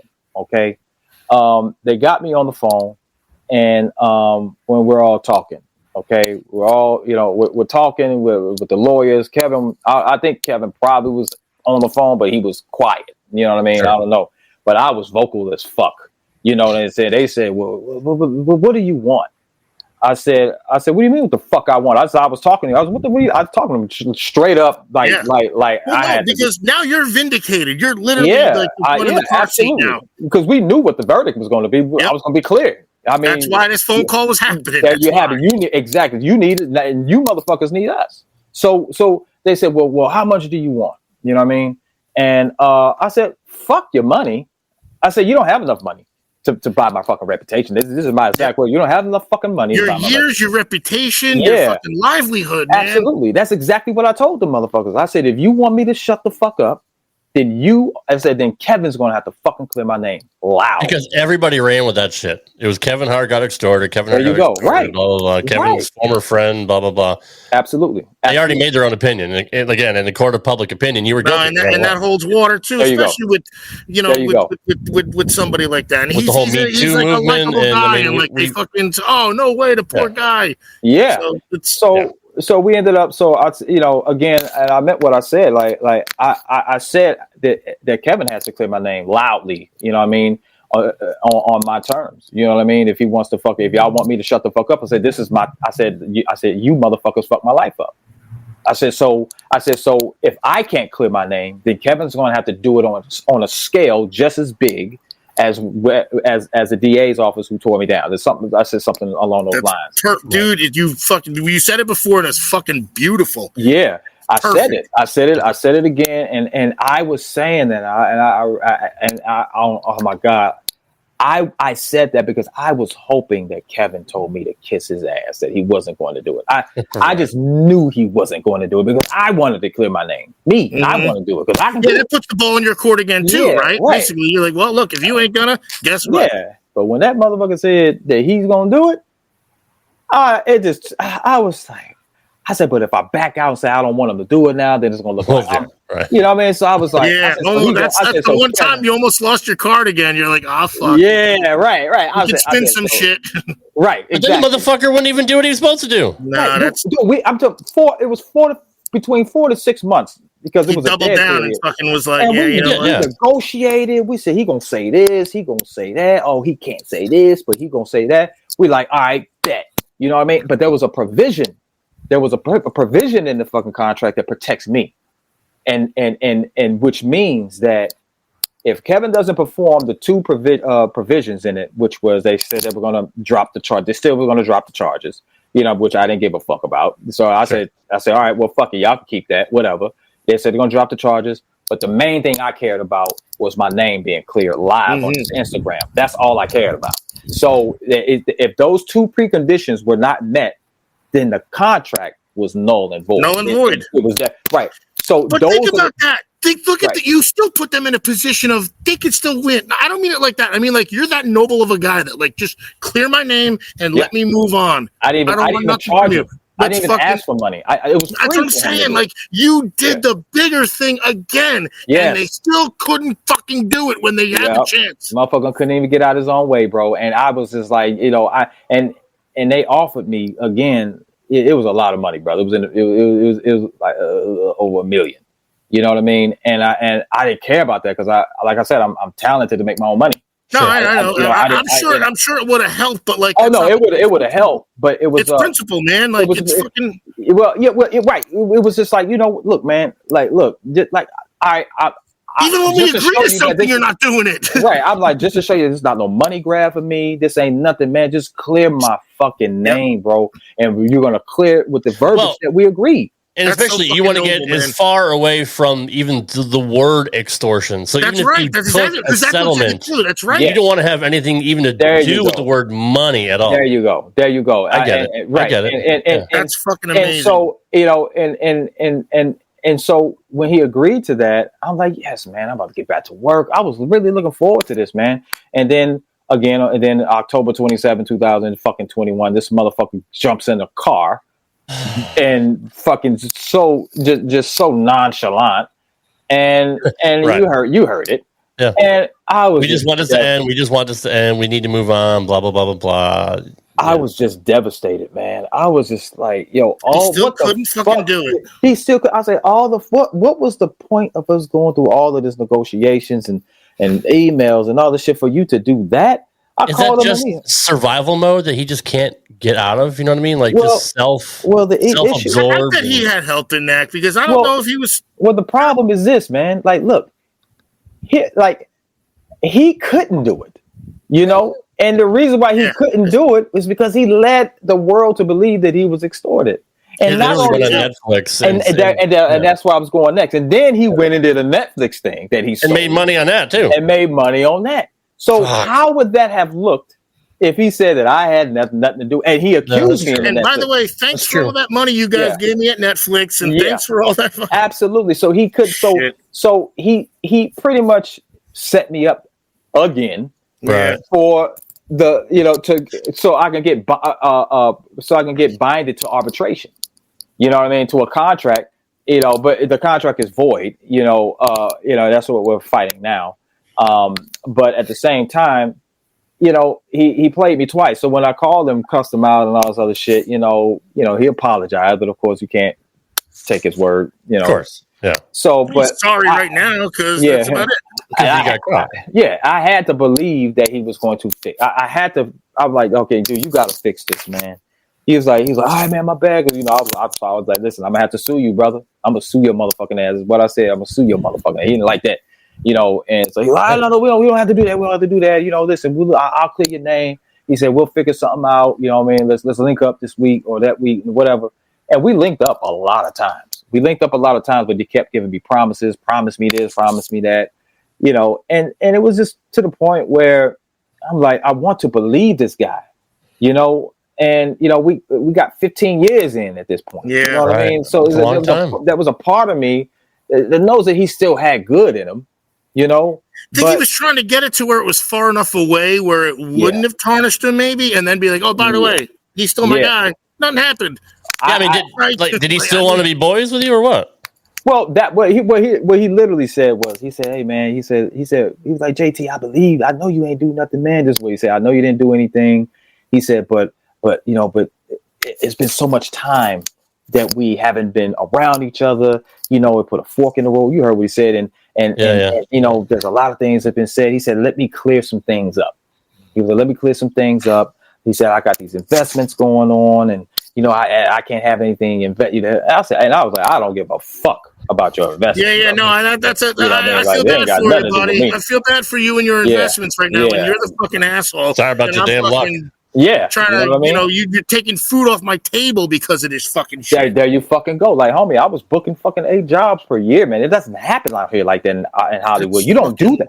Nobody does that. I'm gonna tell you this on the real. Your timing is fucking perfect. Like in all your projects, I'm telling you, you are a natural talent, and not everybody has that kind of comedic timing, and you got it for sure. I appreciate that, man. I really do, man. And that was my livelihood, dude. You know what I mean? And for it to be yanked away from me like that, you were robbed of it. Literally, fucking robbed of it. Fucking dude, this makes me fucking sick. I hate that I get this pissed off, but like, I appreciate it, man. And I know to a man, wrong is fucking wrong, and that's what the fucking we're missing in this fucking world right now, dude.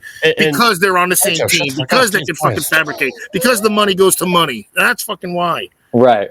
To a man, I know you can handle all this, but what it did to your wife, there ain't no money that can take that away. That's right. She's man, my wife literally has fucking PTSD. Like literally.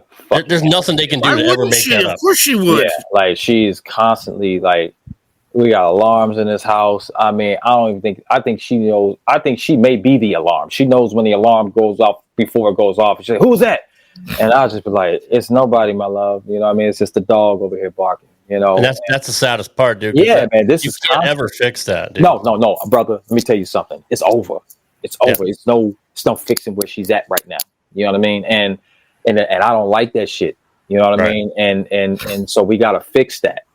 And because she's such a sweet, me, I was in the military, so don't get me wrong, when they busted in my home and raided my home, I had to be calm. You still stayed at 72 beats a minute there, like, all right, I know, I'm sure there's some dumb shit. Exactly. You de-escalated them, basically. She's a private citizen. She don't know anything about all that, Right, and she ain't into guns and all that shit, man. She just... she didn't even want me to have them, but I gotta have them. I love them. I love going. Hey, brother. You know how to use them? Oh yeah, I know. I got my own right here. Yeah. I know how to use them. We're all Second Amendment violence. Absolutely. There's nothing wrong with how long you ain't. As long as you're not out there totally agree. People up. Yeah, totally agree. But I'm one of the ones, and as well as you, like you can feel safe with me. With all these guns. Yep, I'm never gonna I will use my fist before I even fucking pull out a gun. You know what I mean? Well, that's how it's supposed to go. It's the force that's coming at you. You equal that force. Exactly. Absolutely. I'm not the guy that wants to take anyone's life because I just love guns. You know what I mean? But at the same time, my wife is those are the important things, and you do what you can for them. Absolutely. And that's what this country was founded on. That's why this fucking wonderful Constitution was instituted. And it doesn't grant us the rights. It just says that we were already given these rights. Sorry, I'm going again. No, man. Brother. Everybody read the fucking Constitution. I love the passion. I love the passion. You know what I mean? Because some people may not. And you took an oath, man. That's why I'm a coward. I didn't do it. You did. You're a fucking man. Nah, man. Trust me, brother. You'll do the right thing if when duty calls, you do the right thing. For sure. He's like, I don't know, JT. Like, you know how many times I've almost been arrested just for filming a traffic stop just because I see a minority like getting fucking like they're violating their civil rights, and I'm like, you don't have to give me your ID. You're a passenger, and they're like, oh, you're interfering. You're interfering. I don't have fucking blemishes on my record. I'm fucking 30 feet away. Bullshit, dude. He put this up on YouTube. He had a whole channel about all this shit, like going to the police station and getting fucked around. They didn't like the mask. Apparently, I don't know. This is pre-COVID too. He said they didn't like the mask. Apparently. I love it, man. No, listen, when the government is pointing the camera at us for the last 20 years, it's about time it's our civic duty to find out what's going on with them. That's all. And it's public property, and you're allowed a circuit case. There's court cases in every circuit, and you're allowed to under the First Amendment, by the way. Anyway, let's get back to this fucking man, this fucking hero right here, doing it the right way and not fucking bowing down to you are a hero for the little guy, bro. Because, I mean, it doesn't matter what position you're in. You're getting fucked by the government. You're getting fucked by the government. Right now, man. I mean, brother. I mean, the people, the government. I served our country. I'll do it again if I had to. I just love the military. I love the time that I spent in there, man. I met some really good people, and I'll do it again, man. You know what I mean? But I just hated the way I was treated, brother. That's like you loved your country so much that you served it, and it fucking shit on you when it came time to fucking protect you. And I don't mean to say it like that. I'm sorry, folks, but it's what happened to them, and that's what happens to a lot of people who have to face the system. That's all it is. Especially when he's fucking innocent. Man. It was just, man, bro. The roller coaster, man. But like I said, it's like it's going to be light at the end of the tunnel. It's going, I'm in a way better position than I was, 4 or 5 years ago. I mean, shit, the whole world. Yeah, he's holding serve. Whole world hated me right now. And you're still young, dude. I mean, you can say 47 all you want, but I mean, yours. I appreciate it. Yeah. I mean, I was like, I just hope that Kevin, comes around, does the right thing. The DA comes around, does the right thing. Look, I'm not going to be a hard ass in regards to like, fuck you. I want you're going to do this. Like, listen, I'm an easy guy. All right. Admit that you're wrong. You know what I mean? And if we can all work together so that you all can clear my fucking name. You know what I mean? I'm not trying to put somebody on the fucking spot, although they deserve it. You know what I mean? But it's just the thing. You're still being the bigger person, man. No, he is, because he has integrity, bro. I know, and that's such a. I don't want to say it's a lost art, but it's like I almost. No, it is. In this day and age, it takes a lot to have integrity. I don't know if it. I think it's the people that have lived a certain way can still bring it about themselves, because again, how wrong he was done, and the crowd he could, and people are going, he's looking for a payday. That's literally the last thing he's looking for. When he said, just clear me out and I'll do the rest on my own. I got the talent to do it. Is it fair to say that you are an anomaly when it comes to that world? What you mean, like as far as the prototypical Hollywood actor? You are the anomaly, because I'm not going to say not everybody has integrity. I'm not going to label everybody in Hollywood, but you didn't get caught up in it. I guess maybe that's the thing, right, Rob? You didn't let Hollywood change you. You still stayed you. And a lot of people have fallen by the wayside and letting that shit get into their soul, like Kevin. And others, but you never let that happen to you. To me, that's an anomaly. You were the flip in the system. They expected you to fucking roll over and just take it. Yeah, nah, man. They didn't expect you to fight back. Nah, they didn't. That was not part of the plan. That was not part of the plan. I know they looking like, yo, we fucking picked the wrong motherfucker. They thought they had a slam dunk. This dude's just nobody fucking knows this guy. He's Kevin's boy. He's one of his fucking lackeys, or he's one of his hanger-ons or whatever. There it is. And we ain't gonna have no problem with this guy. But they didn't fucking know JT Action Jackson, motherfucker. They didn't know who the boy did they fuck. Boy, they. This guy used to have to bowl to eat. There's no fucking way he's gonna lay down for this fucking shit. Man, man. I put too much work into this to my field, man. You know what I mean? And this is where I belong. I belong in the entertainment world because I can eat off of that. And that's the thing. They're trying to rob you of that too. Like that's man. It's not your self satisfaction. It's like the shit you could give to so many fucking millions of other people that they're also robbing that shit of. Yeah, they're robbing everybody is seeing you out there fucking doing your thing, man. Yeah, man, and you know, I had a really good career out here, bro. You know, and it was just rising. You know what I mean? I was getting better. I mean, I was doing movies with Marlon Wayans, and then that was going to turn into something else. And I had a lot of shit that was about to happen. You were going to get your break. I was about to get my break. And look, and the thing is, look how fast Kevin made it. I mean, 7 to 8 years from 2004 when I met him. He was in 40-Year-Old Virgin, right? He was like on a little small part with. Yep, I remember that, and that's the first time I saw him. Yeah, he was like small. We're not doing that. Yeah, but what I'm saying is, it took him probably 7, 8 years. Of course, he put in the work. I'm not going to take any of his work ethic away.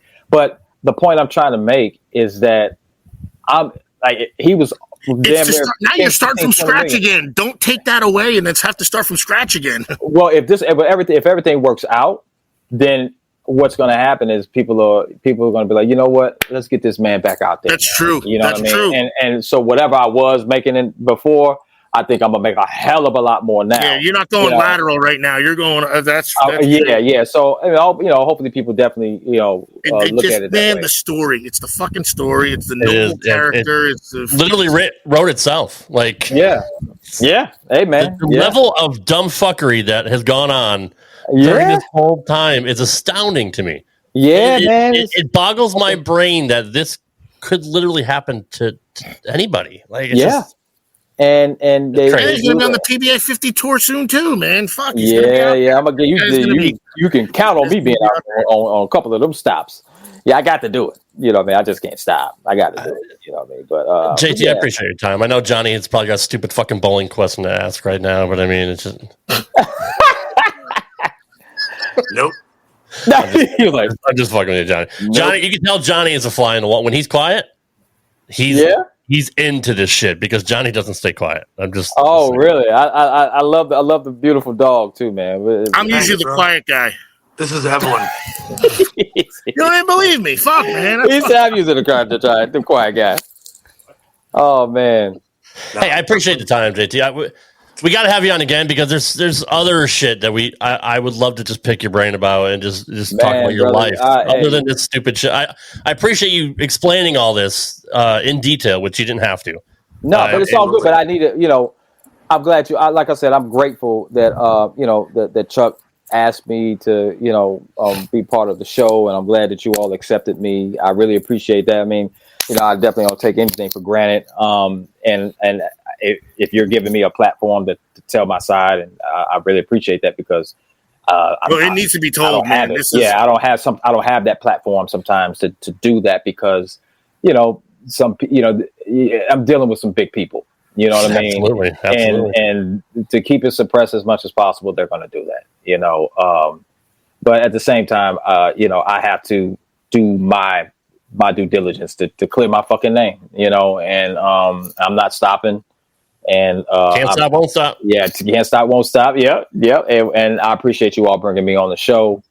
And you can bring me back anytime. And if I have any, I got your information. I'll if there's any updates, hopefully there's a really good update soon, and I'll let you know. And JT is logistics, Alex. Yeah, hilarious. I'd say I'll apologize for getting all fired up, but I can't apologize for that. No, man. Hey, brother, that's that. I need about give me 70 more million people like you. You know what I mean? I'm in. We'll be back, and my sperm is good, buddy. Don't worry, we'll get it.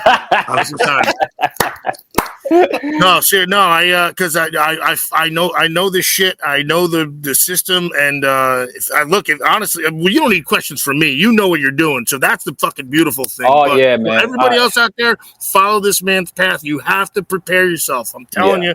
Yeah, it's beautiful that you're doing it. That's what I'm saying. Shout out to Chuck, because Chuck was the one that promoted the YouTube channel that you're on when you told your story, and that's where I knew kind of in the background what was going on, but I didn't pay too much attention to it. I got my own life and family and shit. You know what I mean? Like, I try to keep Hollywood shit. Of course, no, absolutely, man. It's because I don't give a fuck usually when anybody does that.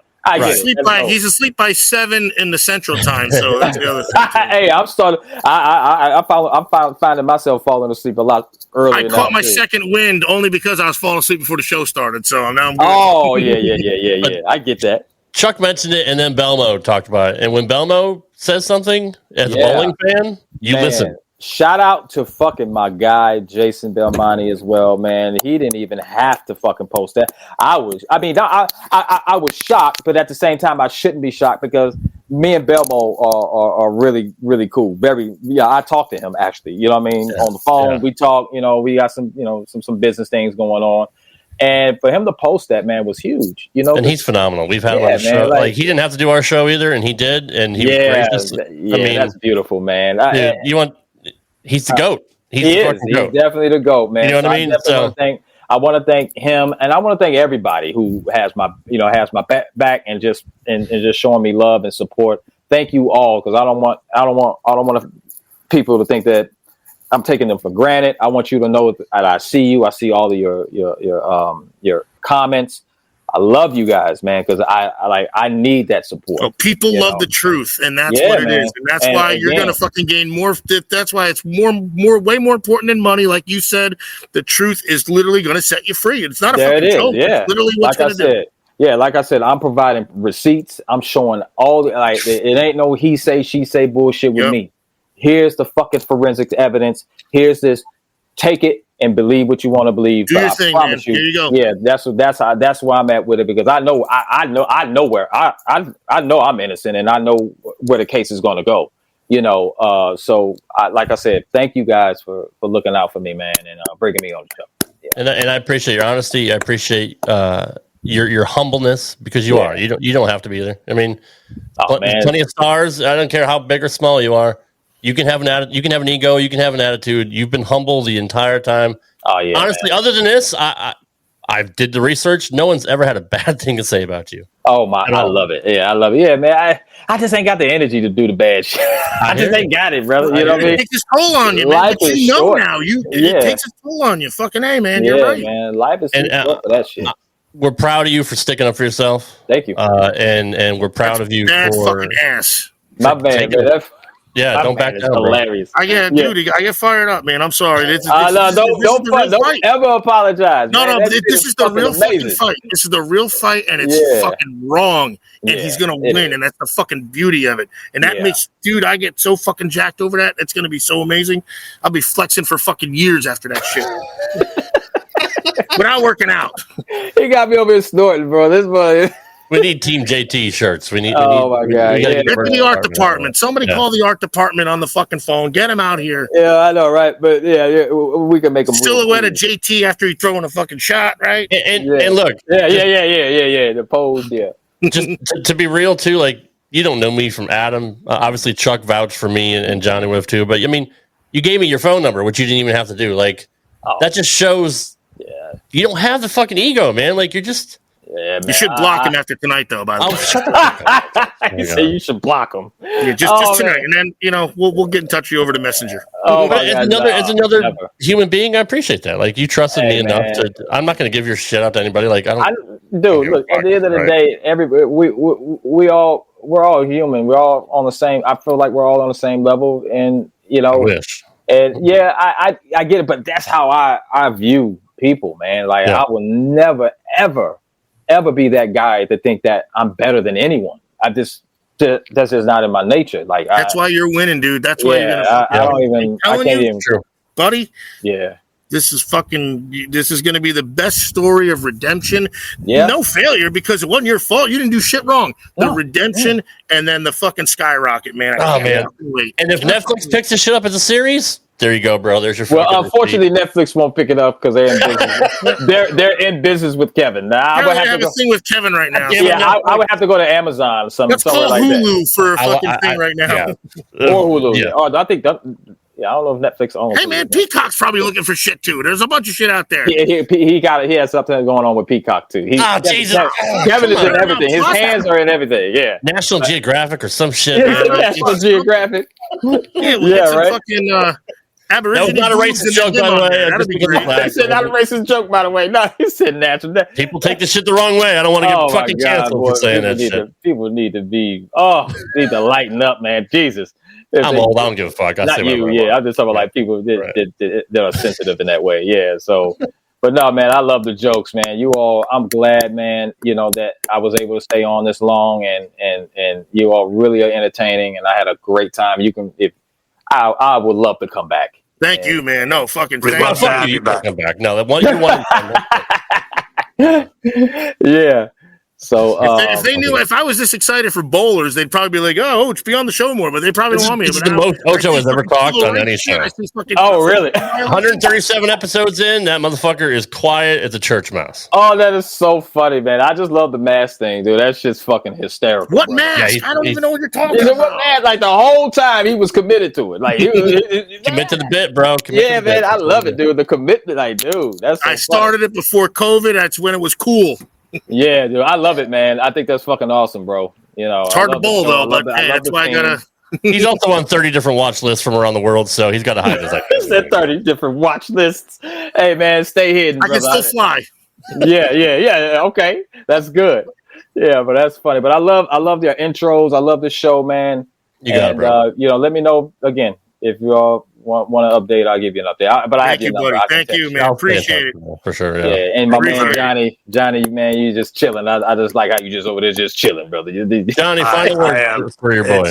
It's been an absolute honor having you on. It's an absolute pleasure seeing you. Yeah, and wish you absolutely nothing but the best moving forward. And thank you for being so transparent. Thank you for being the exact same person that I met 20 years ago, 15 years ago. It's truly an honor, brother. I appreciate you, Jay. He will get the best. The cards are in there. He's gonna get the best that he deserves. Oh yeah, you are.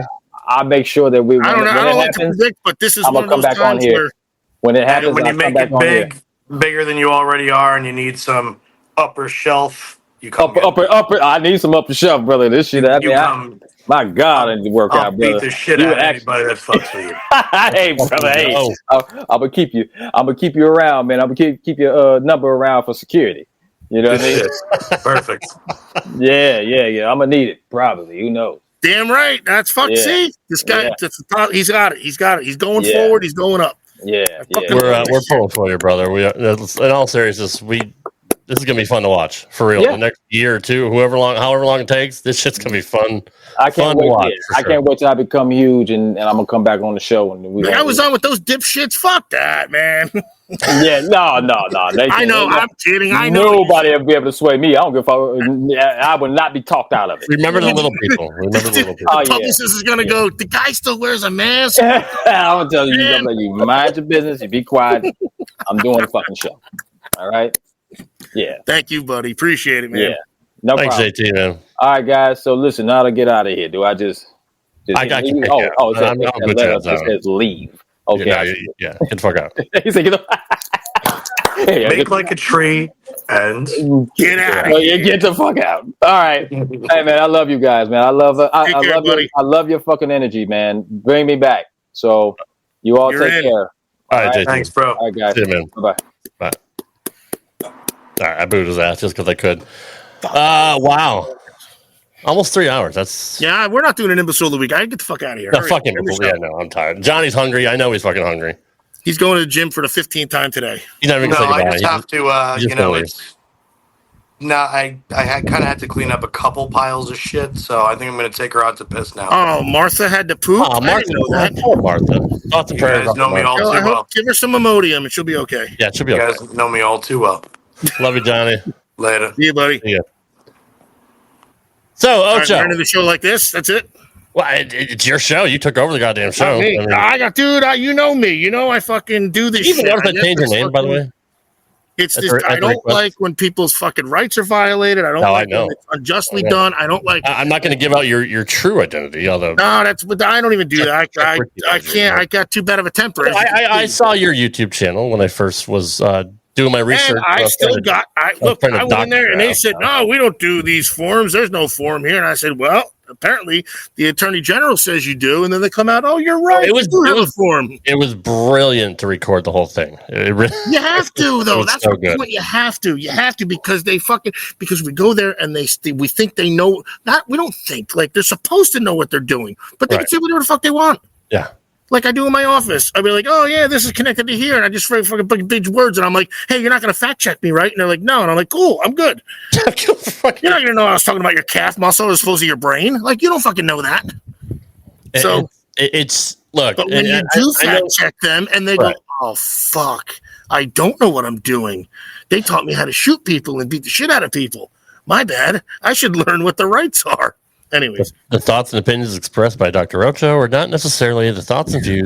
They're just actually factual evidence from what the Constitution of the United States tests and that they take an oath for. And the government is the most chronic violator of the Constitution, which they take an oath for. The fact that they want to see your ID at every check and turn, that's fucking Nazi Germany. Except when you want to vote in like California or New Mexico or anywhere else. Adam Kokesh for president. That ship's kind of again. Yeah, I know. He didn't even run this year, and I still wrote him in. I had to write him in. That is your individual right as a U.S. citizen. He said he's going to abolish the Federal Reserve on his first day of office, and I said that's my guy. So everybody, look up Adam Kokesh. Well, I am looking forward to see what Vivek and Elon Musk do with Doge. It's almost like a story again. It really is. Like they're going to literally clean house, which you're going to be happy to see that. They're going to deregulate shit and cut the red tape. Well, let's see what happens here. I mean, just for pure shits and giggles, I'm looking forward to see what they actually get done. It's going to be a ratings bonanza. IRS, gone. Fuck you. We don't need you guys. I'm cool with that too. Cool with that. They're criminals. They're fucking 90% of them are criminals. But anyways. Where can we find you on social media, Och? I don't know. Follow Ocho on at the DR. We still do this? Oh, you have an outro. I thought, like, what happened? Go ahead. No, I mean, I do. I'm just do it again. I'm just living off the high of tonight's show because it was. Yeah, I turned to I know. They don't know that I know civil rights and the fucking law and shit like that. So I guess I did. No, they just think you're some schmuck in the mask, talking about. I am. You're a house hack. You don't. I am, but obviously anyone can fact check me. And then when he was like, "Holy shit, this fucking dude!" Like he's like they're right on my fucking court documents. The funniest part is you've been on a bowling show for the better part of 3 years, and you know more about the law than you have about bowling. The whole last fucking 137 episodes. There's fucking Johnny's like, I've known this guy for 20 years and I had no idea. I know this shit because you have to know this shit. That's all. Anyways, all right, Rob, take us out.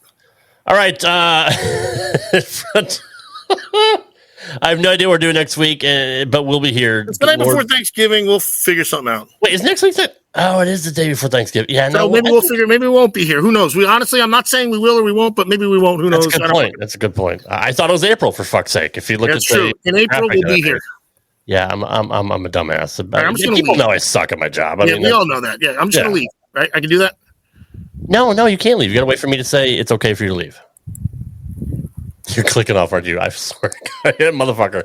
All right, guys, that wraps. I'm solo now. Fuck, I could go another hour and a half if you guys want to stick around and listen to Rad Rob. No, nobody wants to fucking hear that. So, all right, another. And God bless, Lord, please forgive me for the horrible language I used tonight. I hope you guys did enjoy this show.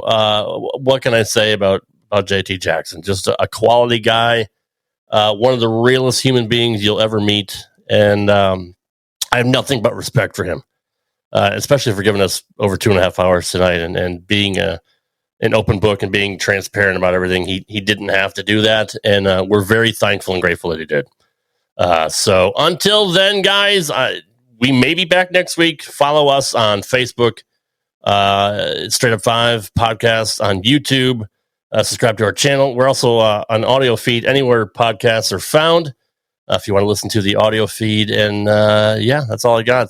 Just stay tuned. Hopefully we'll be back next week. We will put a message out on our socials if we don't happen to have a show next week. But either way, we will be back at some point.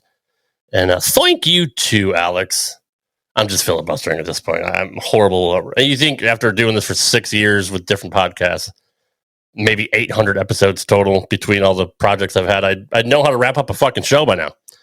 But I'd love to hear myself talk. So that's pretty much, I mean, honestly, that's pretty much why I'm still here. So, because, my wife doesn't talk to me. I might as well just talk to myself. That was probably too much information about my life. But in any event, I'm just fucking around. Plus, I had an energy drink. I'm all fucking wired. So, shout out to Ghost Energy, which not a sponsor. Hopefully, they will be at some point because they make fantastic products. And I'm probably not going to be able to sleep tonight because of it. But anyway, guys, I hope you enjoyed the show.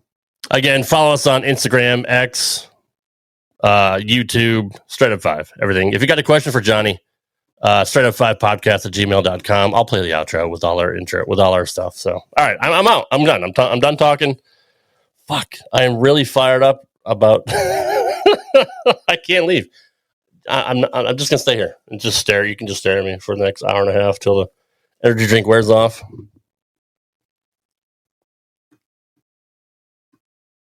I'm just fucking, guys. We'll be back for another edition of Straight Up 5 with Johnny Petraglia Jr. Good night, everybody. Thank you. Happy Thanksgiving if we're not here next week. I'm literally done now. I'm never drinking this shit ever again. Fuck you, Ghost. Yeah, I got nothing else. All right. This is what happens when you leave me alone. Seriously, these guys will learn. This is what happens when you leave Rad Rob alone. I can't leave. No. And fuck, can't stop. Can't stop, won't stop. Like I said earlier, I can't. I'm done. I'm done. I might have to take a Xanax or something just to get to sleep tonight. That's that. All right. Now I can't even edit this. It's live. Shit happens. These are the thoughts that kept me out of the really good schools. Good night, everybody. Thanks for listening to this edition of Straight Up 5 with Johnny Petraglia Jr. You can follow the show on Twitter at Straight Up 5 Pod. Follow Johnny Jr. at JPJR07. Follow Rad Rob at Rad Rob Gaming. And follow Dr. Ocho at the Dr. Ocho. Got a question for Johnny? Send your questions to straightup5podcast at gmail.com. We'll see you next time for another edition of Straight Up 5 with Johnny Petraglia Jr. Right here on the Rad Rob Radio Network.